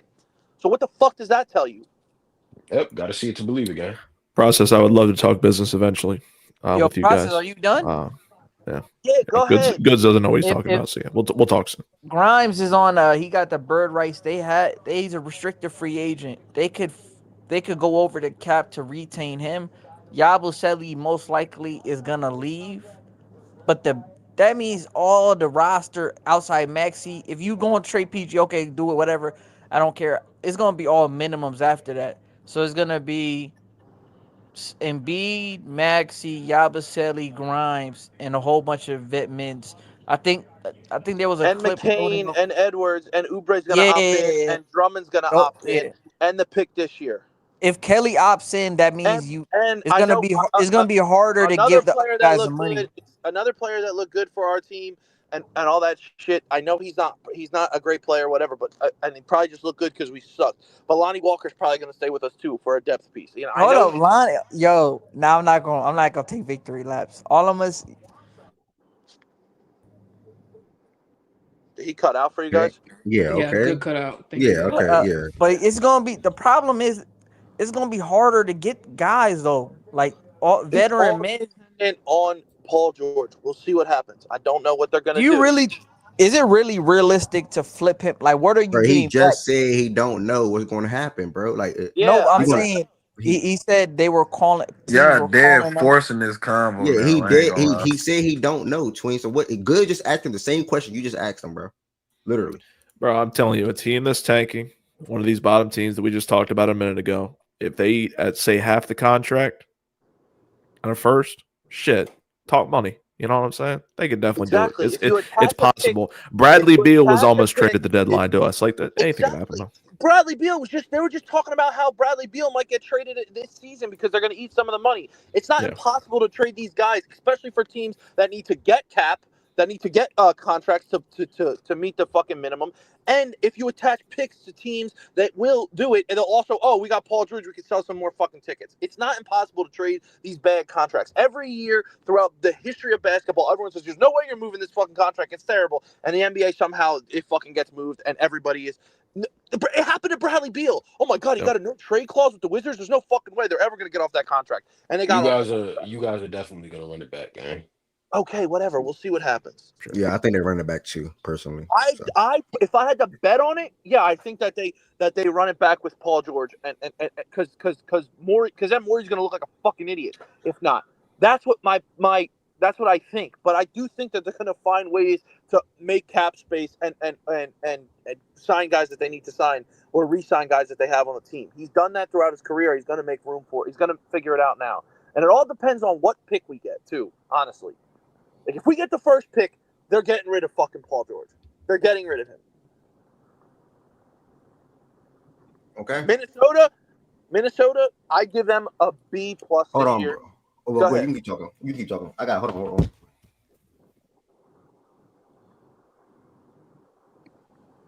Go ahead, process. You want to talk about Minnie? He said, "Go ahead." Go Oh, for I it. thought he said, hold up.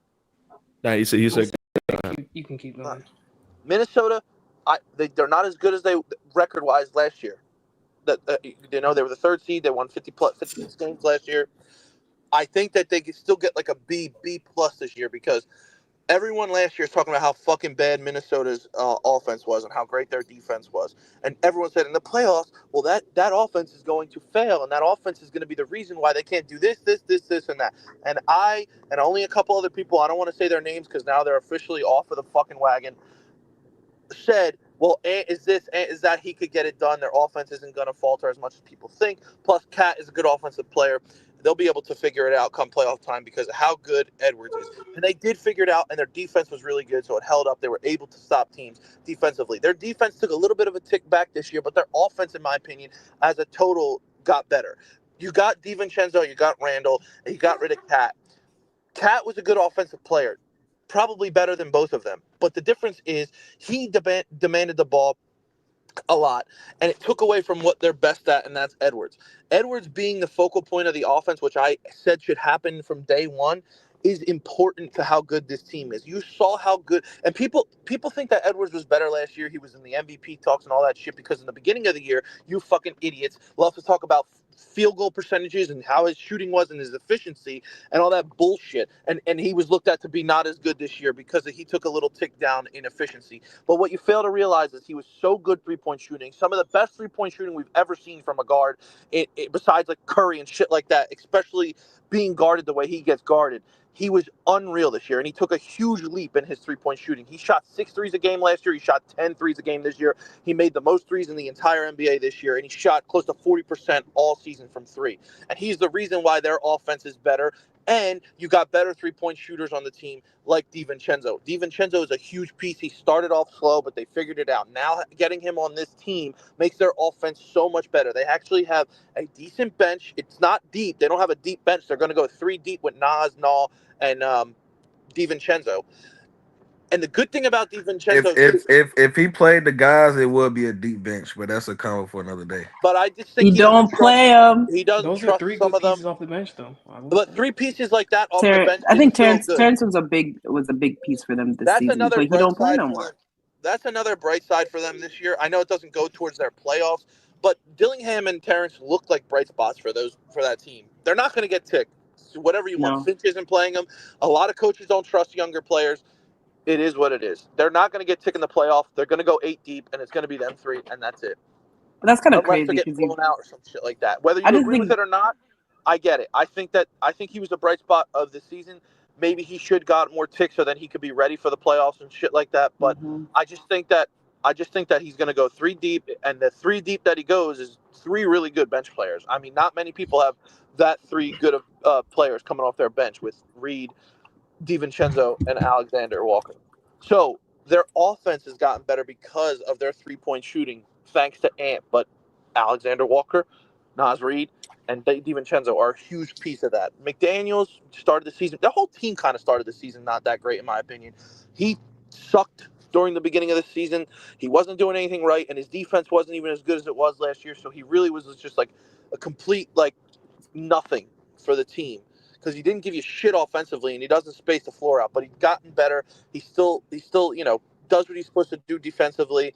He's just got to be a threat to shoot, which he's really not. But if he could just attempt them more, if he knocks a couple down, it makes the whole difference for the team. The other good thing about having DiVincenzo and Alexander Walker coming off the bench is it lightens the load of fucking Mike Conley and his minutes, and you saw that those guys are getting just as much minutes as Mike Conley, because I think that as good as the floor general as he is, he's just a little too old. He's not as good as he once was. He doesn't fucking stretch the floor for them because he's not a trustworthy three-point shooter. So I just think that going into this playoffs, they got the defense. Their offensive better, and Ant is better too. He's better than he was last year. I don't care what anybody says. And he is a star, so they have a chance to beat the Lakers because they have the paint presence on the defensive end. They have the paint presence on the defensive end. They can switch on the wings. They can try and make Luka's life difficult. And again, I don't like Rudy Gobert. I think he's a fucking bum. But I know what he brings to the team. I know how important he is. I know his protection in the paint and the anchor on defense is so important. So against the Lakers, he's going to be able to protect the rim. He's going to be able to do all that dirty work down there, and he's going to be able to rebound, hopefully. But they need to out-rebound the Lakers because they're small, and they got the size advantage, and they need to run them off the fucking three-point line and funnel everything to Rudy down there. And they have the fucking players to do it. And then on the other side of the court, their offense needs to be clicking. Their bench players need to come in. They need to knock down threes. And Ant's going to be Ant. And he can do that. They don't have anybody on the fucking Lakers to stop Anthony Edwards. He's going to fucking bake the shit out of him. And as soon as Luka gets switched onto him, he's going to cook the fuck out of him. And he attacks downhill too. They have nobody to protect that fucking rim down there. He's the guy. He's got to take over the series because it's him or nothing. If he can't play, go ahead. That was a nice little tangent you was going on. I figured this question leads you into that. So do you see a world where Ant-Man can be the best player in this series? Yes. Okay. He knows ball. The best player in the series is overall. It's obviously Luka. But if the fucking Minnesota can do their job, Luka's been having trouble this season getting getting downhill, getting to the paint, and getting his twos off. He's been relying on his three-point shot, which is fucking deadly, and him creating space on the three-point line, and his playmaking is still elite. And having LeBron there is fucking, a big deal. But it's just they have the defensive guys to slow him down a little bit, and that can help Anthony Edwards be the best. Did you want to get into matchups right now, or just fuck, I forgot. Whatever. Yeah, B plus. You went too far. I'm sorry. Let me B plus. They've had an up and down season. No, funny. I wanted to talk about this matchup too. But go ahead. This is great matchup. This is the matchup I was talking about. He did go off topic, but at the end. But at first, his analysis was to the grade, but he did kind of go left. I'm sorry. I did that, and then I thought about their matchup. But yeah. No, you're good. What did you overall grade him? I know I was stepped away. It was a B plus. It was a B plus because they're not as good as they were record-wise last season, but they've gotten better in certain spots and certain aspects they needed to be better at this season, which is why I still give them a B. And they finished the season strong, but they do have some problems. Like I don't think that they can win a championship because of the problems they have, and I don't trust Finch as much. Okay. Because they don't have a secondary guy. That's their fucking problem too. You can't just rely on offensively. They don't have a primary point. Respect Julius Randle. He's a secondary guy. Yeah, I know, but he's not a secondary guy that can go out there and win you a game if Ant is having a tough shooting night or Ant's getting bottled up somehow. During this stretch, I think he's disagree. That. Yeah, I think. But if you're basing that, just off of saying, "Hey, his name is Julius Randle. He's dropped in the playoffs before. Yeah, so he's going to drop now." Then hats off to you, do your thing. But I'm not with that. I think Randall's a good player. I don't think that he's the type of player that if the number one's going down, he's going to step in. He can go out there and win you a game in a pivotal series. And every single matchup in the playoffs is going to be hard for them. So that's why I think that it's tough. But their offense has been better this year because they got rid of Cat, and Ant could be the focal point, and the connective passing that they make with DiVincenzo, Alexander Walker, and Ant has been really good, and Nas too. So, but it's going to be a fun. How you speak on the connective passing and don't include how Randle helps that? Yeah, no, he's been really good too. He's averaged 5 assists this season. I'm not saying nothing bad about Randle. Randle's been a really good player for them. He's a really good. Yeah, is he a number 2? No, but he's really good at what he does. I don't think he could step up into that number 2 role and win you some games in the playoffs. That's the only problem. But neither could Cat. So it's not like they really did anything different. The main thing is they made the team offensively better by adding DiVincenzo and Randle to the team and subtracting Cat from it. They made it offensively, it made it better. And their defense is still great. Oh, so they did get better. They got better, but their record doesn't show that they're better. Because in the But beginning of the season, Because you know how it happens when the record team is first not the happened, all everybody that said they right. didn't get better. Record doesn't mean anything, but they did start the season slow. You have to take the whole season into account to give them a grade. And they had struggled with good teams in the beginning of the year too. All right. Process. What was your overall grade again? A B+. After process, we're gonna go Grizzlies with Miles, and we're gonna go Wolves, Grizzlies. And that's gonna be 14. And we're gonna have one more team, probably low Warriors, and then I think that's probably 14 right there. We'll probably have one more team after that, if I'm not mistaken. Anybody? I agree. I agree with the B+ too. I agree with the B+. Did y'all want to shout out anything else on the Maybe you Wolves? guys can hop on board once they lose, once the Lakers lose. Hopefully, it'll be better. No, I think they're a B+. I think they did what they wanted to do. They moved off of a big contract in whatchamacallit, in Cat, got an expiring one in Randall, got DiVincenzo, which was a really good pickup for them to help with the guard play, like creation. And then I like Terrence. I like Dilly. I think it's fun. Like, I think it's a B. Obviously I think they made these moves more so for future than like to win right now. So I think it's fine. I think B is a solid thing for them. Okay. I agree. I agree with everybody else. 3, 6, 9, 12, 13. So we did 13 teams. Actually, Warriors and Grizzlies can cap us off at 15. So we get right then and there. Miles, welcome to the stage. Somebody keeps requesting y'all. Y'all got if it says 4, y'all gotta let me know who y'all are in the chat, bro. We about to pivot over to playback anyway, though. So hold y'all horses. If you are in here, it's your first time in here.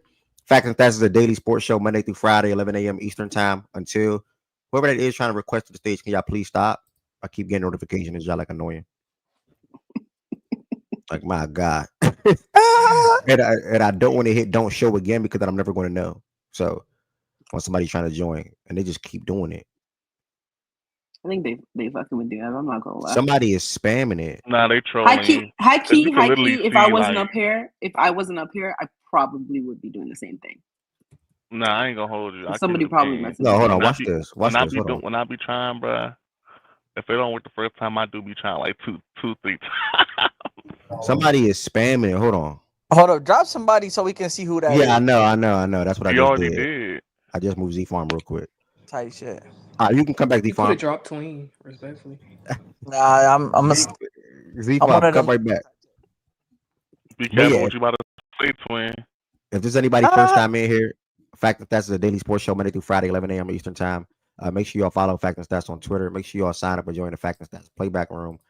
The show was held there sometimes as well, and also NBA or live watch parties for whatever sport it is. I'm gonna drop that playback link in the chat real quick. Also gonna drop it a little later on. Also, if you're not subscribed, make sure you hit that subscribe button. We are 10 subscribers away from 1,000. I can feel that coming probably this week. Super duper excited about that. It's been a journey over the last couple of months to get to this mark or to get to that mark. I would say almost there. And like Q Sam just said, I'm sorry. Make sure y'all like the video as well, as that does help the algorithm. 2 more teams, and we're gonna wrap it up and head to playback and talk more about some play-in/playoff matchups. I know Process wants to dive in on the Wolves and the Lakers some more and good. And I'm gonna see my man Wizard. It'll take like 5 hours. Nah, it's not. I'm gonna see if my man Wizard to pull up because he wanted to talk too. So Miles, we talking about positives and negatives you feel like your team had this season, and then what do you overall grade the season? Your Grizzlies finished 48-34 in the play-in tournament. You said positive, negative, and what else? Overall team season grade. Like, what do you grade the season? Let me see. I'm gonna say positive. The emergence of Jalen Wells. And then that's a positive. And then I would say for that first half of the season for Jaren was a positive, even though he fell out the face of it. No, I ain't gonna say fell out the face of the earth, but has been playing as well as after the All-Star break. But a negative, I say the turnover has been a problem all season. Not being able to guard the 3 all season. At first, that gimmicky ass offense was a negative. Trying to not play real basketball, no screens, no cutting, just constant move. That shit was ass. And I've got another positive. We fired Taylor Jenkins. That's a positive because that was one stepping stone to get his ass out the fucking way. But another negative I say is just the them not showing up in like big, not even in big games, like games that are important to the season. That's a negative. That's a negative. With like an overall grade, I give them niggas like a C for real. Like C. Yeah, I give them a C. It was just mid all around, to be honest. See, anybody got anything lower or higher for the Grizzlies? It shouldn't be no higher for sure. Yeah, no. Yeah, that's probably where I would have them. C is the perfect. C is perfect actually. I think I'm with a C as well, personally. C. I would have been like C minus, but like C, I'm like fuck it, C nigga. I guess if we doing a plus and minus grade too. Yeah. Said yeah, C? Yeah. All right. Where you at with it, Heaven, son? I feel like the expectations for them and what you got for example, like Ev had them to be a top. Where did you have them? Top two seeding. And they're sorry, go ahead. To be fair, they were 4 games off, and Ja played like 50 games. Like, I mean, they were 4 games off. Like, they were close. I mean, it's just a bad stretch. Oh well. Yeah. I mean, saying Ja played like 50 games is not really, that's not a point. We're never gonna miss games. We all know that. Nah, they was expecting him to play a lot. I don't know why, but I got you. Like they had him on a cap minutes restriction, and he still was not there a lot of the time. Why they have him on the cap minutes restriction? So he can play a lot of games. Twin. Bro, Okay, bro. they had him on the cap minutes so he can be durable for the year. What are you talking about? Why you think they had him on cap minutes? Does that not sound like a problem to you?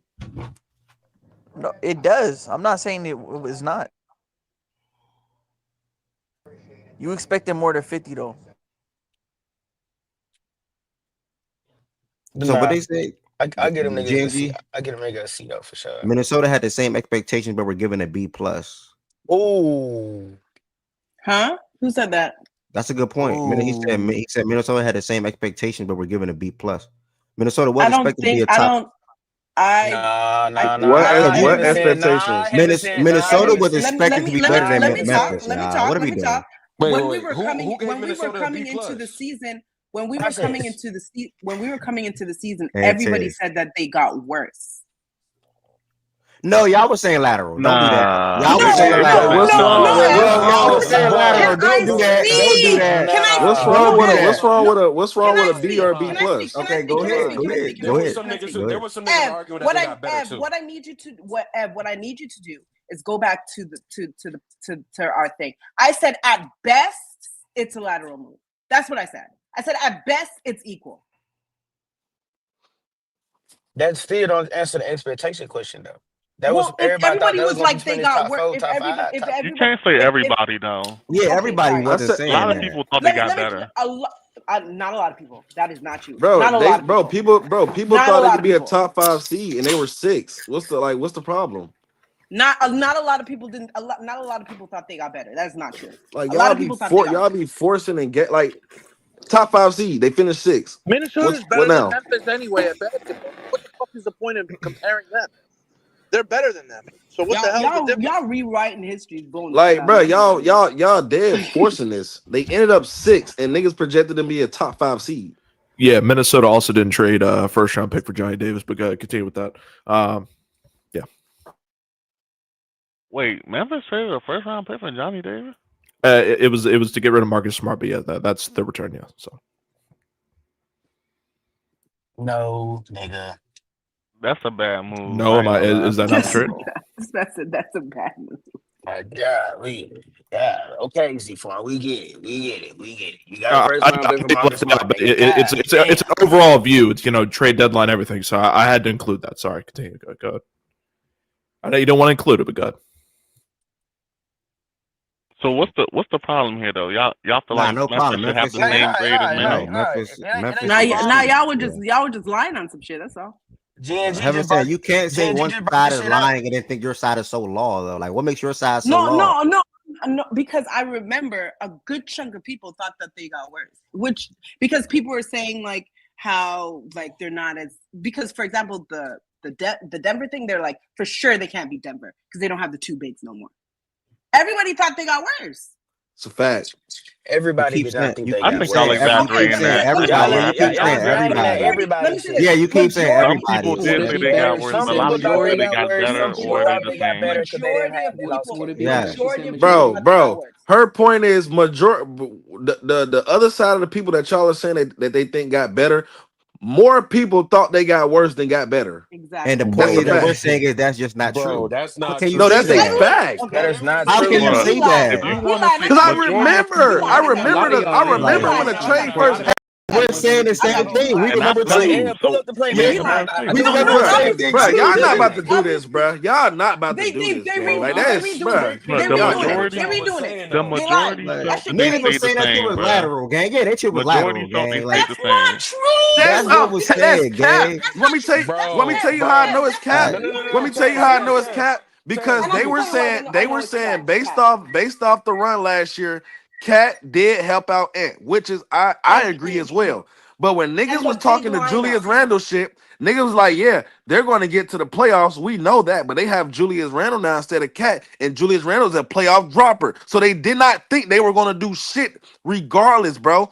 We were saying they were going to be a top 5 seed. Taz, what niggas were doing with the Randall shit, they said putting him around this team where he could be a secondary creator / playmaker that Ant never had. And niggas were not high on Randall, bro. Like, what are you talking about? Good. No one was niggas high on how Cat performed against Dollars. Y'all are Shoot the all bed against forgetting that Dollars. people, the value really was in Dante. It wasn't just Randall. Can I say something? Exactly. You want me to tell you how? Yes, I agree, but the talk was more about Randall, not Dante. When y'all finish. Cat shit the bed against Dollars. I'm going to tell y'all how full of shit y'all are. What Goods is saying is what I said when I was defending my point about a lateral fucking move. Because when I came out and I said this at best a lateral move, I got a bunch of pushback. And me and Taz, yes. And me Jay Will definitely did not say that this was a bad move. Jay Will wasn't, because I remember we had this conversation before the show in an actual like show. It was me, Wes, and I think it was like Jordan shit. And then after we came into the Swiper was playback here and we too. continued the I remember. conversation, and literally I brought up the points that you are saying to defend me, saying it's a lateral move. And we were saying how like, oh, like a secondary playmaker and like Cat can't really put the ball on the floor and the post is kind of shaky. Like those are what you are saying is what I said to defend my point about a lateral move, because I had a lot of pushback by saying it was a lateral move. I had to keep saying, yo, I'm not saying they're better. I'm just saying at best it's a lateral move. I kept saying at best. And I kept stressing that. So But y'all wasn't can't that- now take wasn't the that- shit. wait, wait, Y'all can't now take the shit I said to defend my point to say, nah, all of Wait, hold on. Wasn't that with Swiper strictly though? Because Swiper was arguing the point No, Swiper from the said they Nuggets got standpoint. No, he was Swiper said they got He was worse. part of the combo. He was part of the combo. Worse But her because they point, thought he what she match up with said Denver. is facts. Bro, I strictly remember niggas gassing. the Bro, Suns as move well. on, bro. As well as hating on Move them. on, It bro. was No, they Please, were bro. not, brother. was Y'all got Bro, it, it bro. was even. Y'all It gonna was stick to even. y'all It side. was We're gonna stick literally to our even. side, bro. I promise you, it's not. It's not Niggas how were y'all high saying it, on bro. I Cat. think it's Niggas all were high on three. Randall. That's how. Shout out the y'all were GN shout out the Y'all were GNG. Niggas was not high on Cat, especially how he ended that playoffs. Especially how Cat ended the playoffs. He shit the bed against Dallas. Do y'all forget? He shot terrible. And Henderson was. Y'all were gassing Cat because you guys were also saying how they're going to be missing spacing and they already lack spacing. And we were saying, like, I don't know, he don't really space the floor. They don't really guard him like that. So. What? You said we were gassing Cat? Because I'm going at Good saying that they were shitting on Cat. Nobody was shitting on Cat when they made the move. They thought that shit was stupid to trade Cat because the whole situation about how much better Cat is than Randall. No, niggas did not thought it was stupid. Niggas understood why they did it because of the Cat situation. Niggas understood why they did it. Bro, y'all not even speaking to the Niggas point. were shitting on Cat. Why Cat was getting traded? Because of the Yeah. Niggas knew why he was getting traded. We're not Yeah, gonna do but that doesn't mean everybody knew why he was getting traded. But the other talks were, oh, it's just going to be a 1-year rental for Randall because he fucking sucks and he can never do it in the playoffs. So they're going to be not Everybody as good. thought And they're that just shit going to got fucking worse. punt this season But away. I don't know who was saying Randall sucks. Like y'all keep Bro, explaining out there. Niggas everybody was saying said Nah, Randall. I people, was people were saying that. People were saying Yeah, that. People cool. were saying Like that. Lowe Bro, said, bro, like Lowe said, it wasn't just about just getting Randall. It was about getting Dante too. I So know, you but gotta make it was majority a, of we people, talked the about the majority of move as a people whole, said bro. We Randall. said they got better Hold than on, they were Lo, this last is the year. problem. Lo, this is your Or the problem. same. You said, Lo, this is your problem. You liked Julius Randle. I remember I didn't fucking like him, and I didn't like the move. I understood the move, but I didn't think that they were going to be as good as they were last year because I didn't like Randle. But the talks were saying they're not going to be as good as they were last year because they lost. They suck at fucking offense, and they just lost their second best offensive player, and Julius Randle's a fucking jack, and he's this and he's that. And when it comes to playoffs, I was struggling to find positive. and come playoff time, he's Facts, fucking Zay. this, Facts, Zay. fucking that. So again, going into the season, they were looked at to be worse than they were going to be last year. How can you guys argue this? And the point that he made, saying that the expectations with Memphis and Minnesota were the same, bro. Why the grades should be the same because Minnesota doesn't suck as bad as fucking Memphis does. And if you look at it, Memphis did not suck this year. Like I hate that logic. Oh They my God, bro. Y'all niggas, bro. Like Memphis did not suck this year. I hate that logic. Genuinely.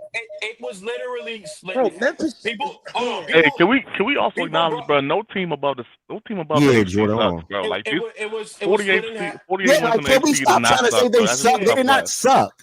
Yeah, Bro, Memphis isn't better than Minnesota. If Minnesota was playing Memphis in the playoffs right now, everybody would pick Minnesota. It's not the point. It is the fucking point. They can't have No, the same grade. that's not the point. That's not the point. Can I ask a quick question? You can't have the same grade if one team is obviously better.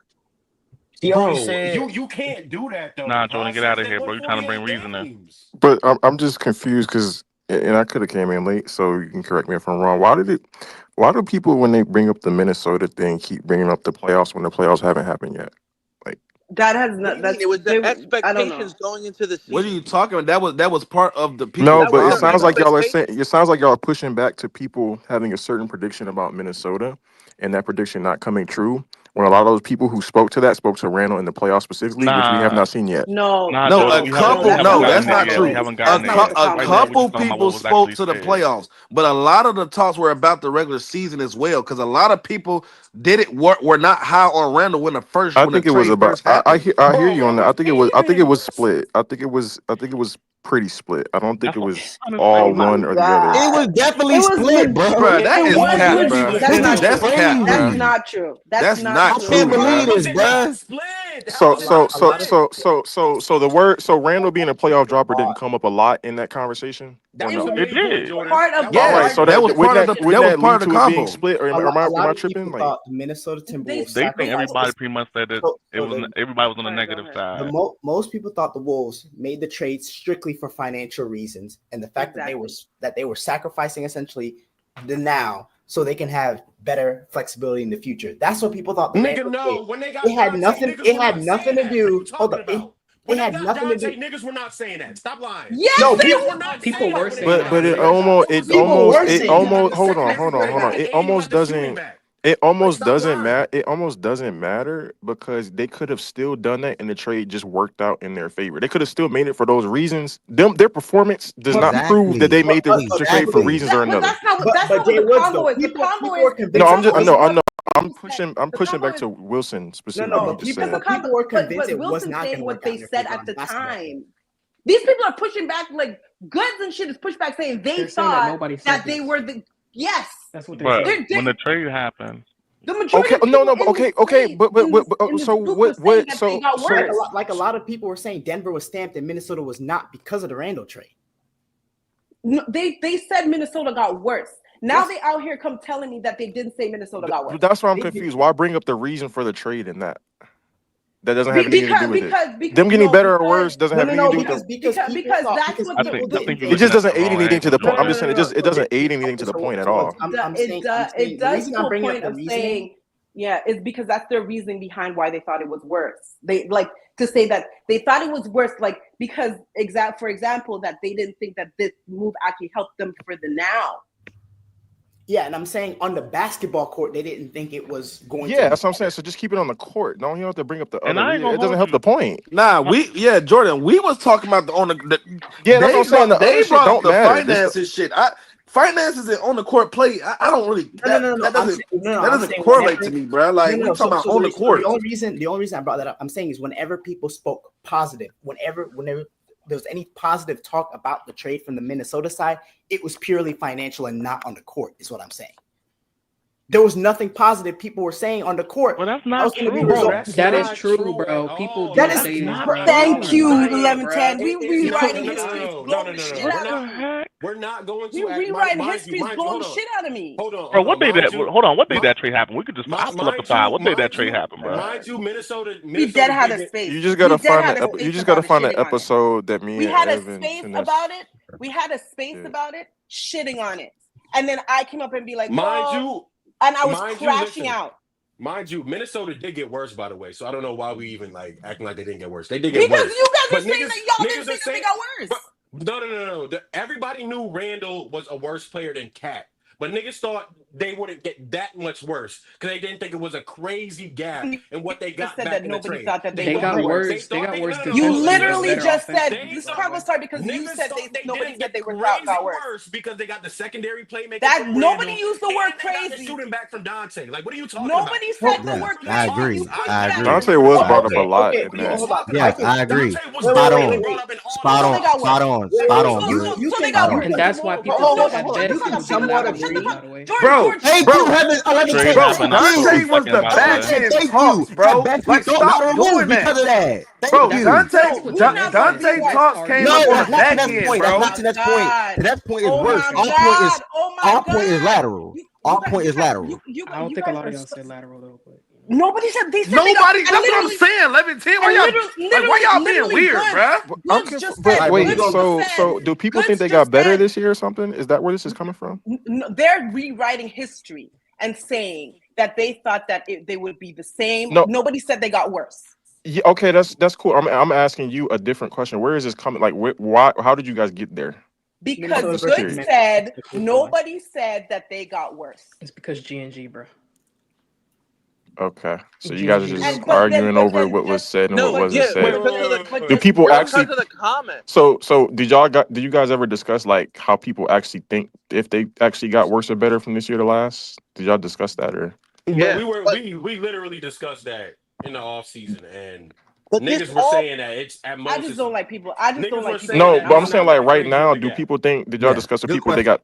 Yeah, haven't said process and tell. Do y'all think they got better this season from last season to now? I said or their worse or record lateral. in my grade. I gave them a bleed. Because it sounded like to me I was just arguing over something we can factually check. So it's just like I said you know. I don't think Nobody's saying. I think you're missing it. No, I'm not. No, I because go ahead. nobody's saying nobody is saying for a fact if they got good or got bad. The issue that I'm having is rewriting fucking history. I said that majority of the people in here thought at the time when it happened that the Wolves got worse.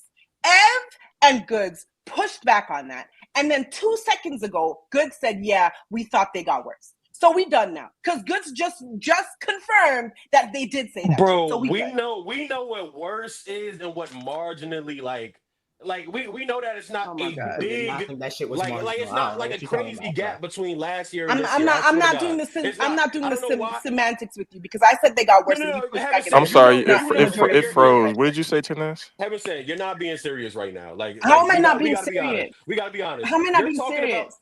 You're saying worse as in we think they got far worse. I never said that shit. I said they got worse. What do you mean? Bro, what do you mean far worse? But listen to what he about to say. Far worse. Like, come on, listen bro. to what he Y'all about to say The though. way you are saying it, Listen to what he about to they say. got far worse, bro. That's My not nigga, how everybody was all I said, but that's on you because what I said is that I thought they got worse, and I said at best they are the fucking same. You jumped off the thing thinking I said far, and even in the back I and can't forth, even you see never it, Byron. said, Hold on. even in the back and forth, you didn't say, well, nobody thought they got far worse. No, you said nobody said they were worse. So what the fuck are you saying? I said that much worse because of what they got in the trade. And I said that I brought up the second. We're not gonna argue some. I hate you so much. I'm I hate not you gonna so lie. much. I hate you so much. So that day, there was hardly nothing said positive about Randall. Like no one's finna tell me the Randall the second. No. It was the Dante part. People were positive about Dante. And Dante was the Dante was combo. barely That was the back end conversation. Bro, nobody gonna agree, bro. None of us are gonna agree. The main conversation was Randall and Cat. The main conversation was Randall and Cat. The Dante part came up on the back end for people to find some fucking sort of positive with the trade, bro. Before the Dante shit came up, it was more negative than positive. That's a fact. Because people thought this whole conversation is because GNG put in the chat that they should have the same grade as Memphis because their expectations were the same. And y'all think that people said they're worse. We think that a lot of people said it was lateral. No, so if we're not gonna. Okay, I'm telling you how we got to all this point, bro. It's cool. It's cool, process. But that's the difference. Okay. But they are meeting more expectations than Memphis has. Okay, that's cool. That's a different comment. That's a different comment that we was not discussing just now. We were not discussing that. Is Byron trying to get up? Is Byron trying to get up? Yeah, he's probably gonna repeat what Jordan Woodson is saying right now. That's not an automatic process because it depends on to what degree you thought they got worse and how they perform relative to that. Just because you thought they were going to get worse and they actually ended up getting worse, that doesn't mean they are meeting expectations closer to Memphis, especially when you factor in the injuries and all that for Memphis. People thought Memphis was going to be better this year than Minnesota because of the trade. Who would you say has had more injuries in all that this year? Memphis had more injuries, but who do you think is to better? Key players. Well, have they? I mean, to key players. Yes, Is it not? Hold on. Is it not?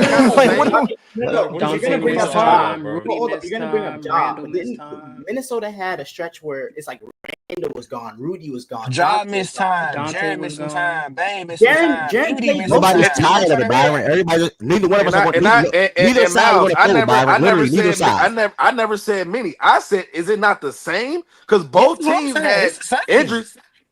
Huh? I'm with you. I'm agreeing with you. Okay. Yeah. I didn't say many or Memphis. Exactly. Jaren missed time, Ja missed time, Bane missed time. All three of those players are clearly your starters and players who play a high number of minutes. Also, for many side, Randall missed time, Dante missed time, Rudy missed time. Two starters, one bench player, but all three players play a high number of minutes. I think it's the same to me. Process. DNG said Minnesota had the same expectations, but were given a B+. What you said is not what he said. Yeah, that's what I said. He was saying I had to go back and read his comment. Miles, that's what he's implying. He's implying like, how the fuck does Minnesota get a B and Memphis? Yes, they did have the same expectations. I don't think they did. Coming to the season. Hold on. Wait, no, they did not. We not about to do this, bro. No, they did not. Okay, so what expectations y'all have for Memphis? What expectations y'all have for Memphis? What expectations y'all have for Memphis? I was a realist. I never was high on them niggas. Okay, so majority. Hold up. Majority of the whole community, bro. Y'all not gonna gaslight me and forget. You said what? No, hold on. Good. Wait. Didn't we do consensus standings coming into? Hold on. You said did we do what? Didn't we rank the teams coming into the season in the West? It's somewhere, bro. I know we did. Bro, it was on a playback. It was on a playback. Because that would just be the be all end all. Because like that's a consensus thing. We were forcing. It was on a playback, bro. I remember it. I don't know the date, but it was on a playback. We were forcing Memphis and OKC conversations in the offseason. We're not about to do this, bro. Nobody was doing that except for Jay Will, nigga. Nobody. Bro, only person that was doing that was me, nigga. Jay Will. It was just me, nigga. Well, I don't think they weren't. They weren't. Okay, it was more than they weren't. Sorry, go ahead. They should have expectations for Western Conference Finals. West did mention that for Memphis. Yeah, that they should have expectations for. That's what I was gonna say. And what niggas not saying? And what niggas not saying they can be a top two team? Y'all was having them second in the West. Nobody took us. Was serious all season. So what the fuck? I would have to hear how West. If you're using West to add to to that. I would have to hear how he said that because you can have 6 teams with the same amount of expectations and just have one ranked They low were, below we were another arguing one. about OKC What? and Memphis expectations. That's why that. And that shit everybody matters. was saying Yeah, like that how doesn't good. that wouldn't tell me that that statement alone doesn't tell me he's super high on Memphis because you could be He talking from an wasn't. organizational perspective. None of It's this a lot of matters ways to that the conversation of grading these two teams. I no, think yes, it a lot does, of Matt. No, that I that think It a lot doesn't of this, matter. We were no, only speaking yes, to it does. G&G's comment. We were No, speaking it to doesn't. The G&G's only Yes, reason that what the we're only talking reason that this if matters is you're gonna stop, I can tell you why it does matter because it matters what perspective you're speaking from. If me assessing a team and what I think their expectations should be, I could grade that one way, but then I could also grade it from the perspective of the organizational objectives and goals. That's why it matters. But their What context he said that in. But their But expectations for Memphis. this doesn't Hold on, doesn't Heaven matter. Heaven No, one no, second. no. What is the Process. Let me end this. expectations? What are the Let me end expectations this. for Memphis? Process. Let me end this. The point is though, is End that this. the You're Western supposed to be Conference on the Finals fucking was bandwagon. the Western Conference Finals was the expectations for the Memphis Grizzlies. The Western Conference Finals was not the expectations for the Minnesota Timberwolves. I don't remember hearing that many people saying the worst place for us was conference finals. But nobody did. I know. I said Wait, that was what? the season. Nobody in here said that. I'm cool, bro. I'm cool, bro. Name one person that said Y'all that. got it. Name one person. Y'all got it, bro. Y'all got it, bro. Name one Y'all got person. it, bro. Only person remember What the hell? Y'all got it, bro. But niggas got amnesia. No, y'all Bro, got it, bro. On me, Y'all how got about you let me talk, bro? How about you let me talk, bro? Take the emotions out of it, gang. I remember this vividly. It was OKC, one team, Dallas, the other team, and Denver, the other team. As far as Western Conference expectations, don't try to see it act like niggas had Memphis going to the Western Conference Finals. Nobody had Bro, that. that's what Niggas had I'm Dallas saying, bro. I was the and only Denver, nigga that said the that shit, OKC. bro. What the amnesia, gang? What are we doing? They had them. They had. What are we them as doing, bro?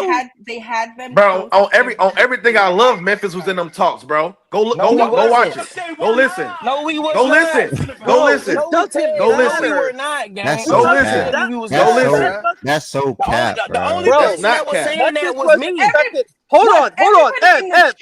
Everybody in the chat saying the same thing. Hold on. Can I That's ask the so question cap. because I've been talking. That's I haven't so got to cap. ask it. Ev, The whole chat is saying this. Ev, was the expectations of Memphis to be better this season than Minnesota was? Yes. It depends on who you're asking. The majority of people, was it expected that Yeah, Memphis is going to have a better season than Minnesota this year? It depends on who you're asking. I'm Process. asking them. I can Out of speak. I only can everybody speak. we've talked to, I only what can was the speak for my. majority? I only can speak for myself. I No, thought Memphis would be what better. do you mean? You're the host of the I show. cannot. And The again, majority. it depends on Wait, who Andrew, you're what'd you say? asking. I thought Ev, Memphis was going to it's be better not than about who Minnesota. you're asking. I It's about the thought quantity. Memphis was going to be better than Minnesota. Now, where you going with this though? Peep the But chat no, though. hold on. Say My point Say is the majority.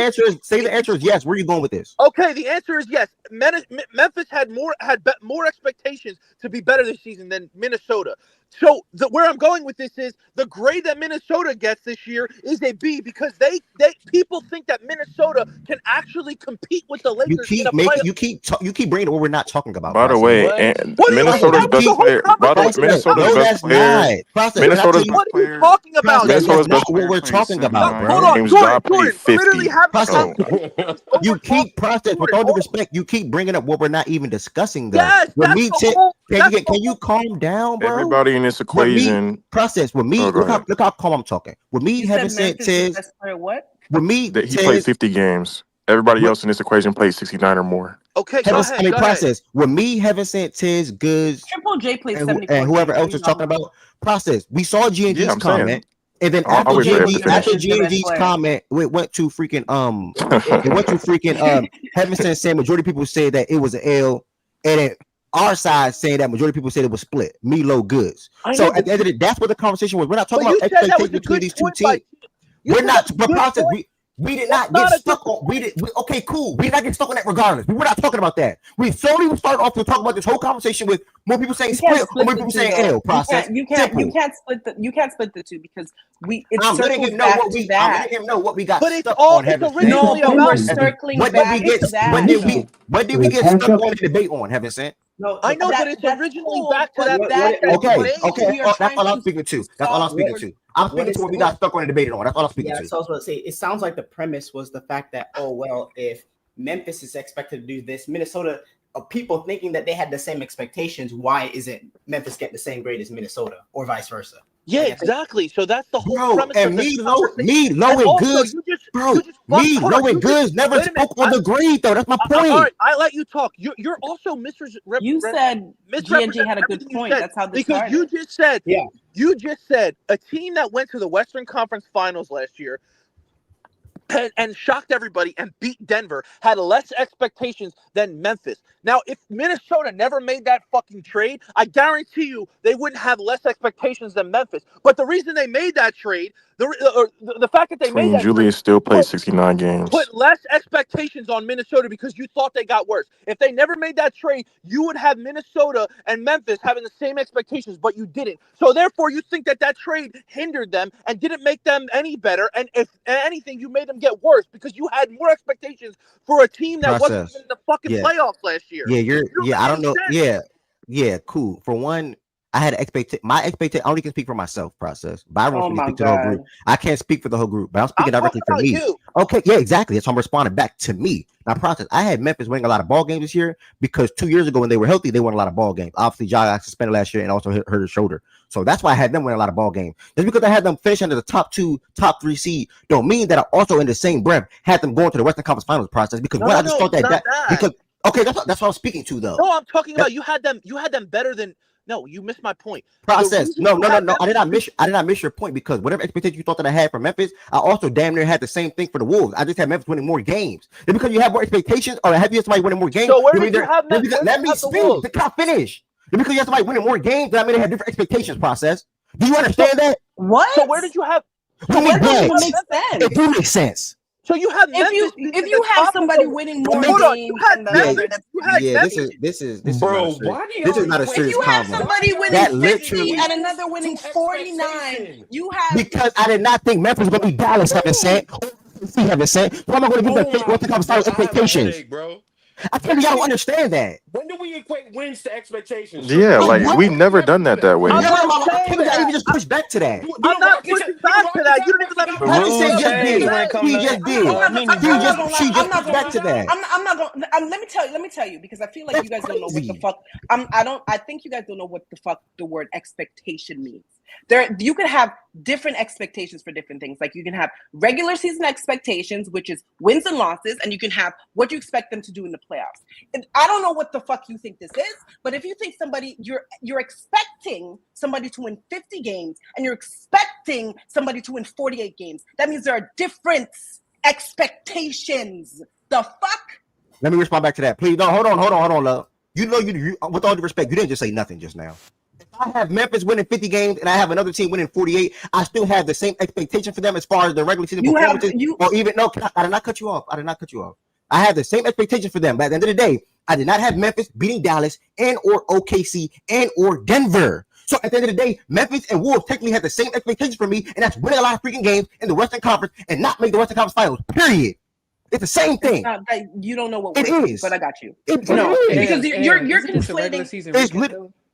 Yes. You just say that again, 11-10? Isn't this a regular season recap though? In terms of his grades? Yeah, that's a different conversation now though. This is the combo though. Yeah, but no, you're not saying that. You're literally not saying that. You basically just said to me. You basically just said to me. Oh my god. Y'all just talking about Western Conference Finals expectations for Memphis. Bro, like, you're lying on us for no reason. I honestly don't know why you're not hammering the injury point harder. To be honest, like I want that too, Jordan. They're best. I want to say this again. I've been brought that up, Jordan. And I'm gonna keep saying it. We talked about them having the same level of injuries on both sides. Which, okay, Ant 79 games. 72, Randall 69, Nas 80, Jaden 82. Go to Memphis. It's about the same when you talk about Bane, who plays 69, Jaren, who plays 74. Ja played 50 fucking games. That's like 20 less than anybody else I just listed. How is that not a big part of this conversation when you talk about the grading? About the relative grade between the two teams and relative to the injuries that they had to their top players. Not to mention their role players were ravaged with injuries throughout the season as well. Okay, are you just trying? You're just trying to. I understand what you're trying to do, Jordan. You're trying to move the conversation, but that is not what happened. That was not the point. No, If no, he I'm made speaking that to. point, I'm speaking to. if he made that point, I'll tell you why I said that. I'll tell you what I said have. that to speak to. I said that to speak to the. It seemed like process was pushing back at the fact that you're grading. How can you grade one team this way, but one team another way based off the expectations you had of them coming into the seasons, where those expectations were of the teams being healthy. If the teams weren't healthy, then you would adjust how you would grade them on a relative scale. That's what I'm saying. Which makes process. Oh my God, which makes sense, Jordan. If that is what they said, but that is not what was said. What was said is that Minnesota and Memphis had the exact same expectations. So how do you have different grades? And that's what G&G said to an extent. And but I don't know. But then that's where I just said would factor in, because it would just, in my opinion, I don't know if they would make the same argument. They did not say that though. So we're not pushing back on that point. I'm pushing back on them now trying to twist and turn shit because because I literally said expectations is two different things. Which I said in my original. That doesn't help your argument, by the way. It does. No, it doesn't. It actually favors my argument. It literally no, it does. doesn't. It actually favors my argument. Oh my God. Oh my. It Go doesn't. ahead. It does. It doesn't, because there is playoff expectations about how far you're going to the playoffs. That's my right? point. And there's the No, it isn't. This is a regular. Go ahead, talk. Go ahead. You don't. I don't know where it fits in the. I don't know where it fits in the conversation. Y'all can make it fit in the conversation wherever you want. I just think it's a little.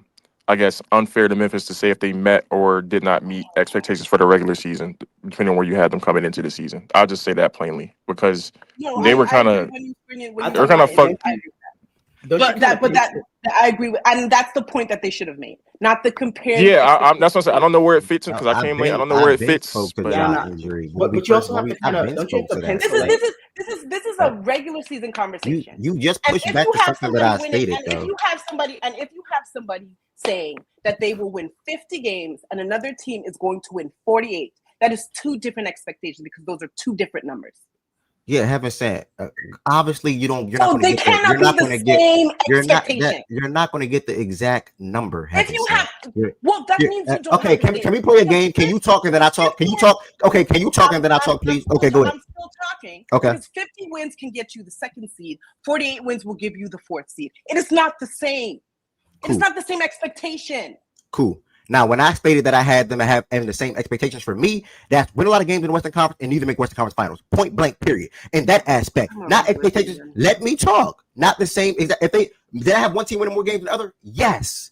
Do I have either one to make the Western Conference Finals? No. So they have the same expectation in that aspect. But I thought Memphis was going to be better than them throughout the regular season. And if Ja did not play only 50 games, they would have been better than them this regular season. That's not a crazy thing. Two things can be true. I had Memphis winning more games, and I had New Jersey making the Western Conference Finals because of Dallas, OKC, and Denver. So therefore, when it comes to the playoff aspect, what you just said is two different expectations. When it comes to the playoff aspect, I didn't say playoff. I didn't say playoffs is two different expectations. No, what did you just say? I said the regular season, and then the playoffs, correct? And then the playoffs, no, correct? I didn't say okay, no.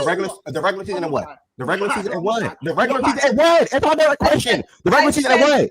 I said I said you telling me one going to win 50 and 40 in the regular season is two different expectations. I never spoke on the playoffs. I just said the playoffs. Wait, you saying because it's 2 games? Yes, bro. Yes. Nah. 2 games, bro. Yes, that's a different. And I said, and Jordan Wood, I responded and said, you're not going to get the exact number of games right on. Nah. You want to be if it was a bigger gap, if it was like 48 and 55 or something. Anyway.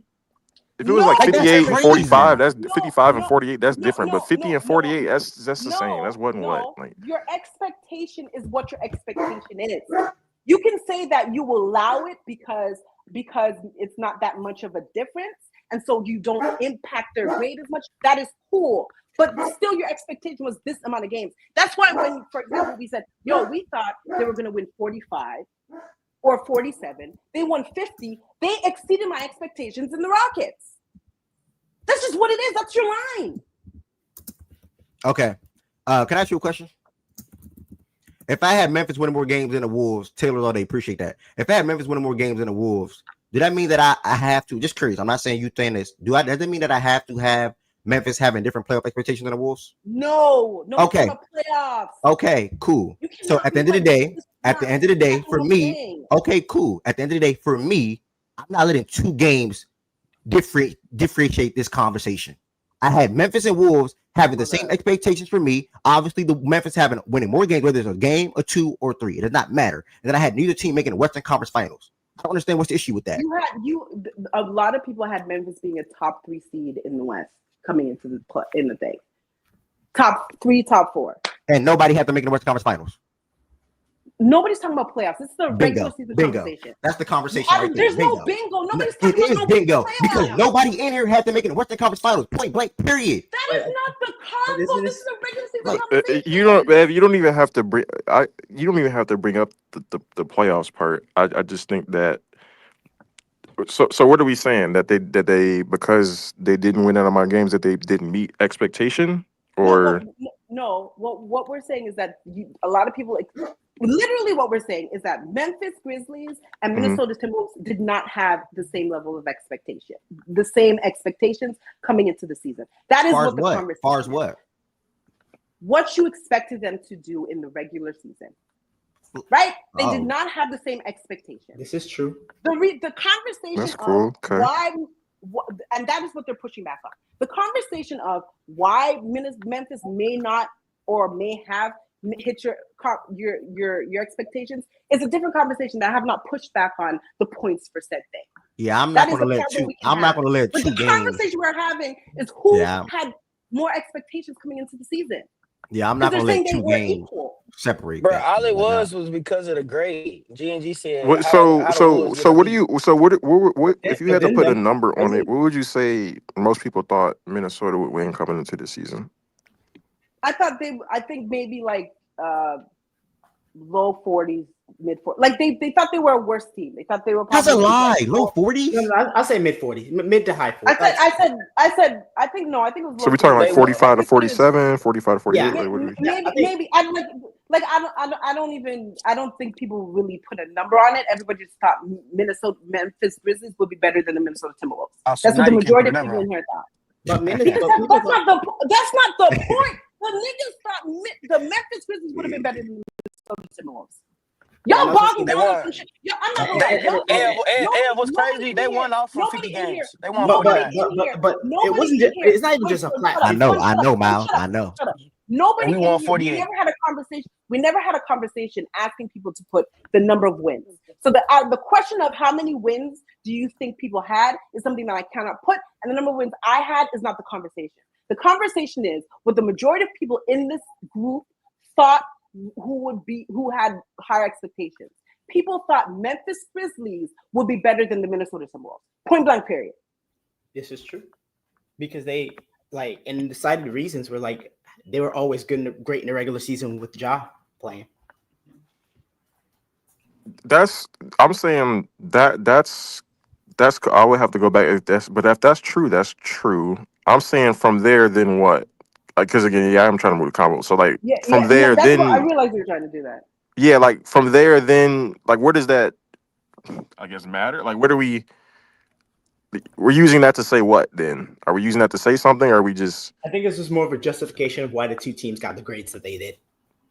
That's what I'm saying. Yeah, that's what I'm saying. So when then you use it to do that, I don't think it. I think those are two separate conversations. What was said for the fact of the record is cool, but then when you try to apply that to the grade, well, because you thought they would be better, then how did they get this? It's different. I don't think that those two things are the same combos. Yeah, I also don't think it's just purely a wins thing because, I think the fact that they fired their coach right before the playoffs, I think that kind of lends into the whole them their expectations, them not meeting their expectations or how they perform. I don't know. I think the two can go hand in hand because if you're having a certain level of success, which playing your best player playing more games could have, then you might not fire a coach even if the issues exist. I think the majority of people had them as a C. Was it a C minus F? Who? Or C? For Memphis, yeah, I think so. Yeah, Miles, we agree with Miles. Yeah. Well, I agree with Miles. Yeah. I didn't hear nobody else speak. So nobody else said a grade but me from what I heard.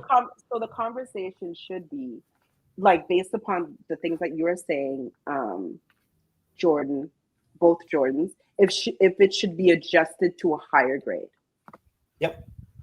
Not the comparison to many. That should blow me. But yeah, I think right now I sit back and think about it, bro. I agree with G&G actually, Because why does Memphis have a Minnesota? Again, I never even. I mean, ask the Memphis fan. The Suns fired Mike Budenholzer. I just saw that. Yeah, I never even attacked this point. But Minnesota has a B+ for winning 49 games. That's Miles. He gave the grade. And no, that's what Minnesota got. That's what Minnesota got. Minnesota got a B+ in here, right? That's what process. Right. No, No, it's just different grade givers. Why did Miles give his grade? Hey, Miles was the only one who gave a grade for Memphis. That's what I'm saying. The only person that gave a grade was me. Nobody else. No, yeah, only person that gave a grade was Miles, and then I said I agree with Miles. And I So said he was really talking to Miles. Then I said, does anybody bro? He said this when I was speaking, and after process gave his grade, and then he asked the question, how did Meanie get a B when they were then and they had similar expectations to us, and I graded the team a C. I didn't see what you graded the Grizzlies. I came in on the back bro. end. What happened was I said, dude, and I asked this for every team we did. I said, does anybody have anything higher? Does anybody have anything lower? Okay, silence. Then I agree with it's silence. So I agree. So nobody had anything higher or lower. So that means therefore majority of people on the stage agree with the C and or C-. And even Heavenson came up here and was leaning closer to C-, I believe, for Memphis. So that's what happened, y'all. So I'm can I get my okay? I don't remember what grade my input with that is okay. I gave the B. No, you gave who a B? Minnesota. Okay. Minnesota a B because, like I said from the start of the convo, before it got shifted to whatever the hell y'all was talking about, my prediction, even with the Julius Randle shit, was a top 5 seed. They ended up 6. So to me, that's a B. And they fucked off a couple games this year that they should have won to bullshit ass teams, Pelicans and Indiana and shit like that. So they really should have had more than 49 wins had they not trolled, which is would have still been a good thing. But the B to me is they have a lot of they had a lot of games this year where in closeout they had the most how can you put it late game shit like they played the most games in that and they lost more than they won. So clutch time. Clutch time games. They had the most in the NBA and they lost more than they won. And they still won 49 wins and I still had them be in the top 5 seed. They ended up 6. Cool. B. Memphis, before the season, they were in talks for a top 3 team and they fell into the play and they fell into the play-in. And they fired their damn coach a week before the playoffs. So Miles saying, what did he say? A C+? I said a C. A C. I would have went C+, but how is that a problem? They were in talks for a top 3 team. They fell to the fucking play-in and fired their coach a week before the playoffs. What's wrong with a C+? Many got a B. They were a 6 seed. Memphis is a fucking play-in team, 8th seed. Cool. Now I heard you. I don't think anybody even had a problem. I don't think anybody had a problem with what you just stated. All I was saying now was, and I think about it, and I don't even have to agree with a B+. Where I don't have to agree with process grade. I didn't get to speak to Minnesota. Now I just came back to my chair. I said, what was your grade?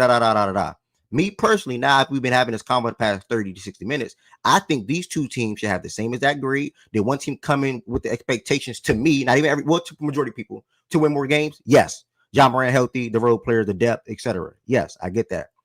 But then you have to look at how this season turned out for both teams. Did people thought Minnesota was going to win less games because of the trade? Yes. Did people think Minnesota was going to be a bad team in the Western Conference? No. Did people think Minnesota was still going to be a good team in the Western Conference? Yes. Did people think Memphis was going to be a good team in the Western Conference? Yes. Now what happened? Memphis ended up pulling out 48 wins. Oh, how did they pull out 48 wins? With Ja only playing 50 games. If Ja plays, Ja was bad too, though. If Ja plays 6, if Ja plays 6, it's context to Ja being bad in your opinion. Ja, when he first came back, like Tween said, Ja Morant was on a minutes restriction that we all know. He was capped at 25 to 30 minutes for an extended period of time in the season. Also, they changed their whole entire offensive structure that we seen get reported about a month ago. And then when that coach got fired, the uptick went back in Ja Morant's game as we seen the last 2 weeks. So when I say Ja was bad, I think the game changed around Ja Morant and how he was utilized and how he prioritized and how the offense was ran. And also him being capped at a certain minutes. So that's why his points per game or whatever the case may be was not what we seen 3 years ago, 4 years ago, etc. when he was averaging 27, 26. Now I'm going to continue. Ja Morant played 50 games. And you mean to tell me you still pull off 48 wins? If he plays 55, if he plays 60, they win 50 plus. No, how, you can say the same thing for Minnesota. Hold on. It's not the same for Minnesota. It's not the same. We went through the amount of games. Did not cut you off. Listen. I'm not It's speaking pretty to the much amount of equal games, for the Jordan. other. It's pretty much equal for the other key players. Ja's the only one who played that minimal amount of games amongst the key players for both teams. Listen. Okay, no, you're right. Hold on, can I talk, bro? You just cut me off. Go ahead. Memphis finished at 48 games with Ja Morant playing 50 games this season. And somebody just said you don't know that. If Ja Morant plays 60 games, they definitely win 50 games. What are we doing here? That's a 100% fact. And then Ted brought up them tricking off games. Hold on, Miles. Hold on, gang. Hold on. I'm about to say the same thing, Miles. Hold on. And then Ted brought up them tricking off games. Like, I can say the same thing to Memphis. Like, I was just about to say that, brother. I never disagree with you, brother. I was just literally about to come out the mic and say you can say the same thing for both teams. That's literally what I'm about to say. Okay, all right, go ahead. Jordan Wilson worse in terms of what? Because they were 16 and 14 without him, which do the math with him. Their net rating was better when he was off the court. Now, that's not to say they're a better team without him, but they because they were only 2 games with 500 without him. That's so stupid to bring up. They played a 40. They played. Now we can't go that route, bro. We can't go that route.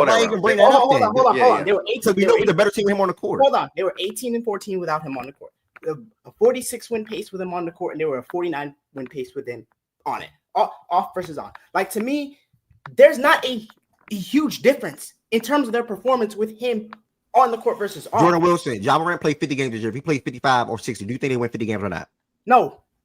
Why No. not? It's only two games. I think the thing that's kind of where I can see why people are not too sure is just based upon what you said earlier when I said the thing about Ja wasn't playing well, and you provided reasons why he wasn't playing well. And it was mostly because of the way that they play basketball. So, like, who says like he would have been as impactful that you're expecting him to be if they're not even playing the way that he should? Yeah, be because it doesn't necessarily. But I think the thing is, Taylor was there though. Go ahead. With how the standings are, he don't need to be that much better. He needs to be better enough for them to win 3 more games. And look at the standings; they're probably what? They're the 3 seed at that point.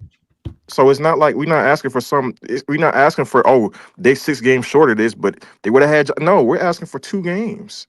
And then what makes it so nasty, if y'all remember, Ja Morant missed like 5 or 6 games straight with the hamstring injury. And bro, they were the 3rd seed or top 3 seed before that hamstring injury, and they started losing games. Like, how do we forget that? This just was the last month. Bro, we lost 3 games in a row in a game winner game. Like, that's disgusting.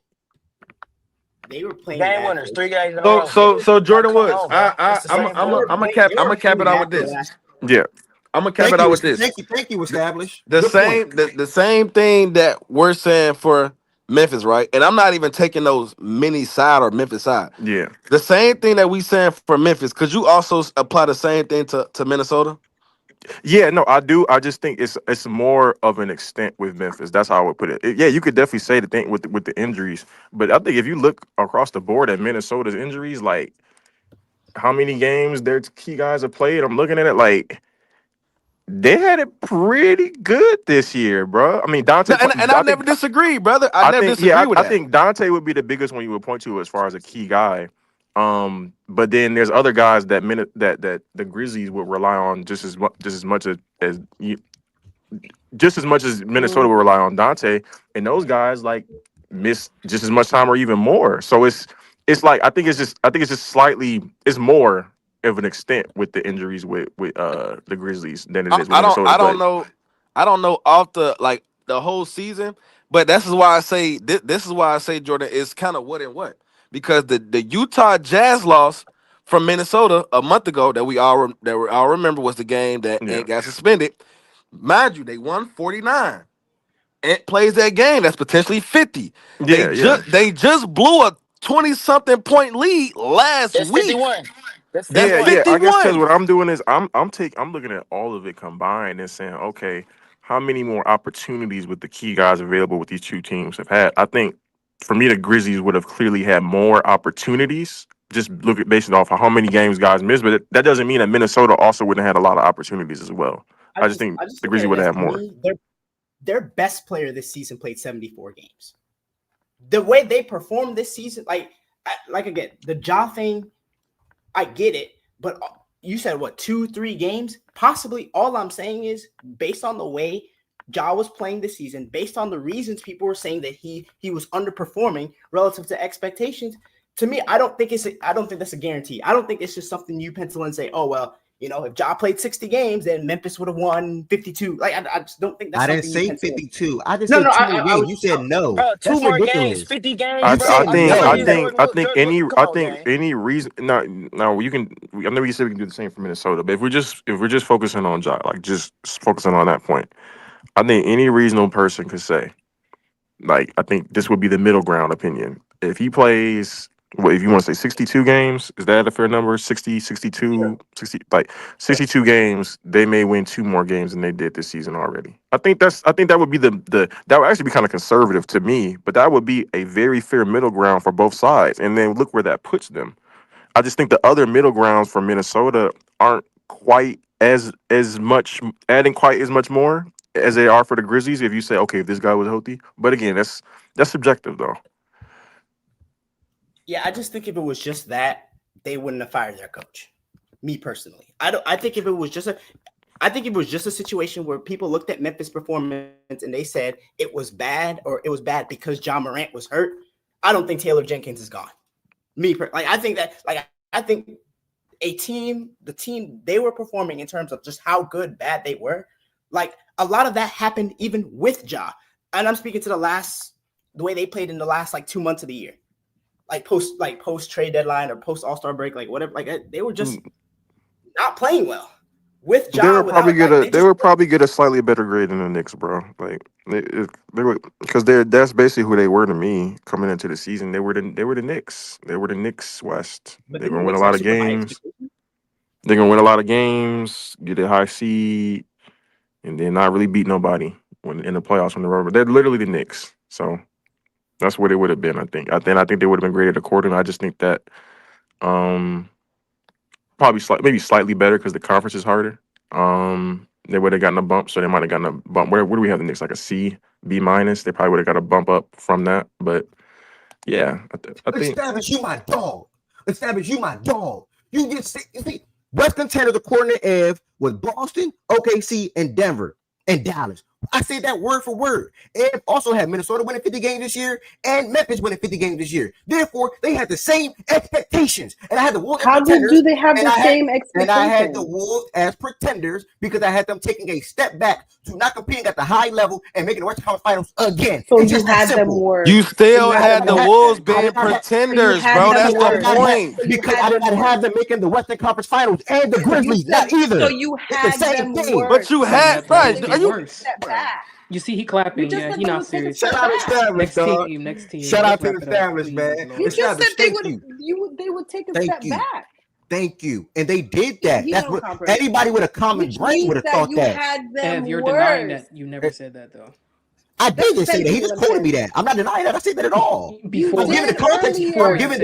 I'm giving the context to why I said that. All right, it's okay, man. Yeah, I'm giving the context to why I said that. We about to pivot anyway. You're funny, dude. Enough is enough. I know y'all are funny. Y'all are funny. We're about to pivot anyway. We're about to head to playback.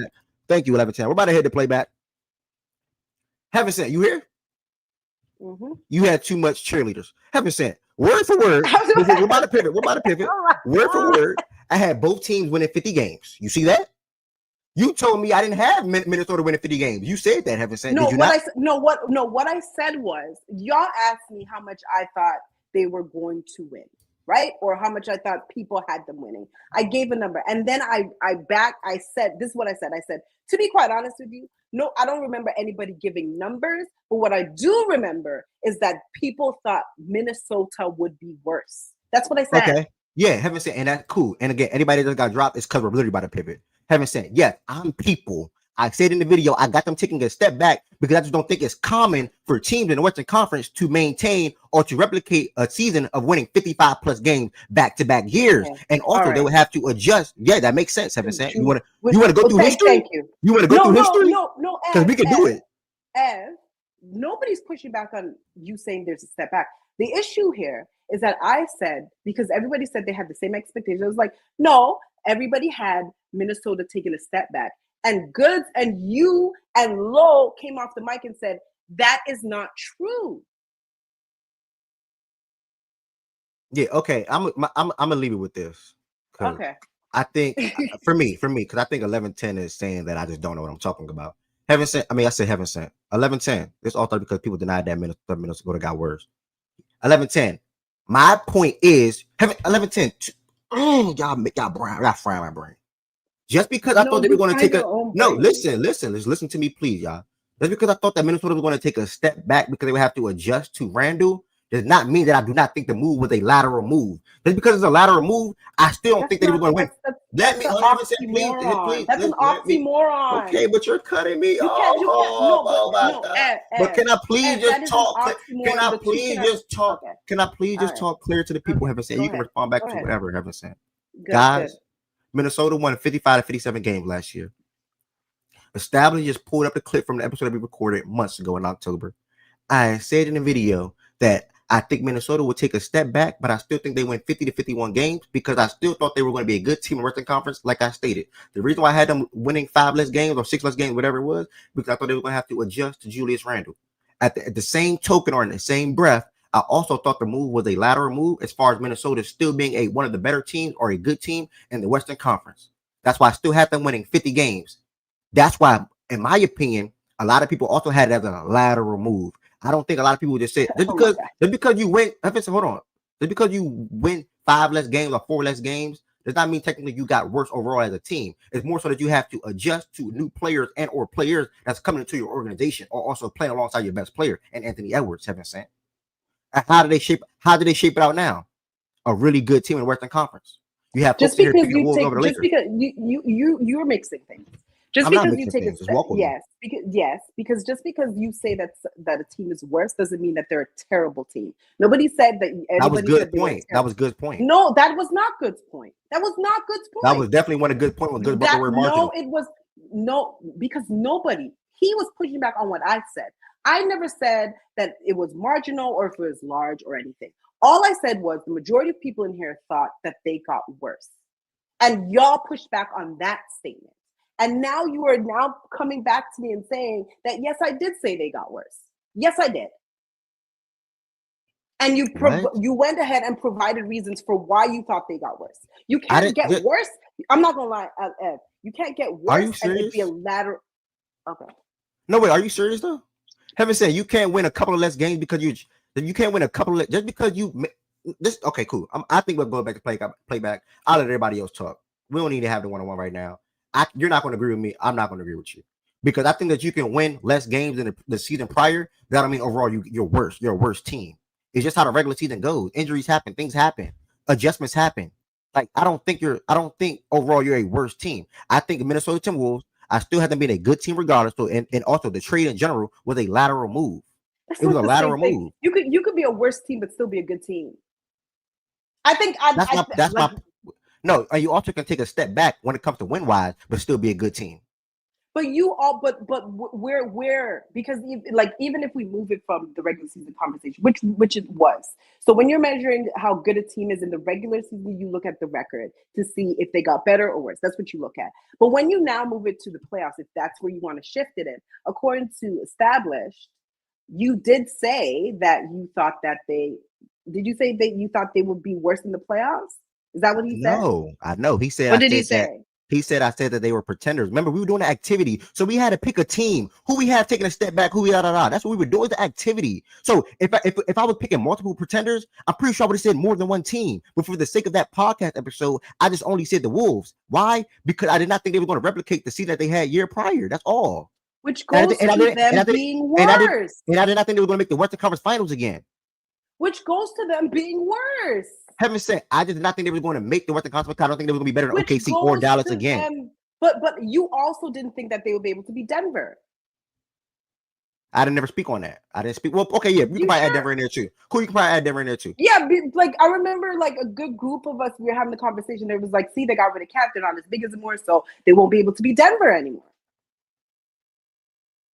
No, that wasn't a cat thing with me though. So it's different conversations, bro. Because that wasn't a cat thing with me. At the end of the day, they were saying that they're not as big as anymore. Like, and plus they were saying how Cat was so good at defending Joker. I remember this conversation. They were saying Cat was so good at defending Joker. He's so much better as a defender, and they're not as big anymore to have multiple bodies to be on Joker. That was the combo, and so they didn't think that they'd be able to beat Denver, and they got worse. My response to this is, Cat there or not this year again, I don't think Minnesota would have replicated 56 wins regardless. If Cat was there coming into the season, I don't think they would have replicated 56 games. Again, my whole point is it's not easy to replicate that in the Western Conference. You don't see it too often. And if we go down history, we can probably count on one hand in the last 10 years. You think sorry, I just want to cut this in the butt. You think that the team they had last year and the team they have this year is the same. That's what you're saying now. I think the move that goes to my lateral move thing. Yes, that literally goes to my lateral move thing. You think they are the same? That literally goes to my lateral move thing. You don't think that the one last year was better? It literally goes to my lateral move thing. Okay, so we're shifting the comment. So that's what you believe. We're not shifting the comment. You're asking me a direct question, and I'm basically telling you. I'm saying that's what you believe now. I view Minnesota the same way, literally. Last year and this year, literally the same way. Now, and I understand that now. Yeah, that's what you're asking me. I'm saying now. Then, yes, the same way. No, it was not then. How are you going to tell me I thought you had to win 50 games? What are you talking about? Because because the year before they won 56. So if you're saying that you think they're going to win 50, that means they took a step back, which means they got worse. Because again, you're ignoring one of the biggest things in this conversation. It is not easy to replicate winning 56 or more games in the Western Conference. But that's that. So even if Cat was there, I would still have them. Even if Cat was there, I would still have them winning less games. Okay, and you know what that means? You know what that means? That means that you would have said that even when Cat was there, they got worse. No, it's not. It's not about them getting worse or not. Heaven sent. It's just them not winning the same amount of games. It's not easy to do. Like, why are you ignoring that? So let me ask you a question. Heaven sent. If OKC won 68 games this year, if OKC wins 62 games next year or 63 games next year, and they have the same roster, you think they got worse? I think in the regular season, yes. Because that's what we're having a conversation about the regular season. If you're asking me as an overall team, if I think they got worse, it's a different conversation because then it goes into that's just not true. Because somebody could get hurt. Somebody could get hurt. Something like that can happen. Heaven sent. And those are reasons. And those are reasons why. And that's why. Why somebody? If you say somebody got hurt and this and that and the other, those are reasons for why they were worse this regular season. And then I will That's go it. to That's just what but they're still worse. And that will go to the goods marginal thing though, Heaven sent. Like, but you keep bringing up marginal. Did I in my statement say anything about it was you guys said it was going to be a huge, like they got significantly worse or marginally worse? Yeah, but Heaven sent. Dante on the back. Did I say that? Dante, no. Dante, no. I said no. Dante on the back. Dante, you asked me a question. How can I respond to the question? No, Dante on the backside though. Answered it. Dante on the backside. Dante on the backside. Why people said it was going to be a lateral move though, because we thought that Randall and Dante and those the addition. Just said they were going to lose more games. They were going to lose more games. I'm about to start playback. We're again. I just think that was going to happen regardless though. Okay. Because Heaven sent, and they would have had a worse. You know what's crazy now? You know what's crazy now? Think about. You know what's crazy now? Think about it. Everybody in here had them winning less games even before Cat got traded. Do you remember? Do you remember? Okay. All right. Even with Cat on the roster coming to the season, everybody in here had Minnesota winning less games because you know what? The West is going to be more. The West is going to be more healthy. The Warriors are going to be healthy. The Grizzlies are going to be healthy. Do you remember that combo? Do you remember that combo? Which goes to my point where I said majority of people in here thought that they would be worse. Y'all push back on that. No, you're moving the convo. I'm not moving the convo. The original statement I made was majority of people thought this team would be worse. You said you and Goods came off and Low came off the mic and said no. Heaven sent, you're moving the conversation from pre-trade. You're moving it from pre-trade and post-trade. Okay, can I start playback? I'm not. Can I start playback? Yeah. Because you're moving it from pre-trade and post-trade. And I think it's two different things, Heaven sent. I mean, can you just walk with me real quick, please? Heaven sent. I'm ending with this. Pre-trade, people have Minnesota winning less games. Post-trade, obviously they're going to be having them winning less games. But also post trade, people still thought it was going to be a lateral move because you added Randall and Dante and you lost Cat, who did not perform in the playoffs to Minnesota fans' standard, specifically in that Dallas Mavericks series. Okay? We're talking about playoffs when we were talking about regular season. All right, so two different conversations. Can I start playback? Yes. Okay, cool. Everybody that came through the YouTube side, thank y'all so much. I'll see y'all on playback. This conversation will continue in playback. 10 subscribers away from 1,000. Again, if I dropped y'all, that was not intentional. I was just trying to talk to her one-on-one and shift to playback. Peace, blessings, and love. Oh, anybody that don't know what is playback? Playback is another platform where I can host a show on. It's playback.tv/facts and stats. Playback.tv/facts and stats. I'll see y'all all in there. Make sure you all download the app. Make sure you all sign up and join the room. It also costs $0 to join as well. Peace, blessings, and love to all. I'll see y'all.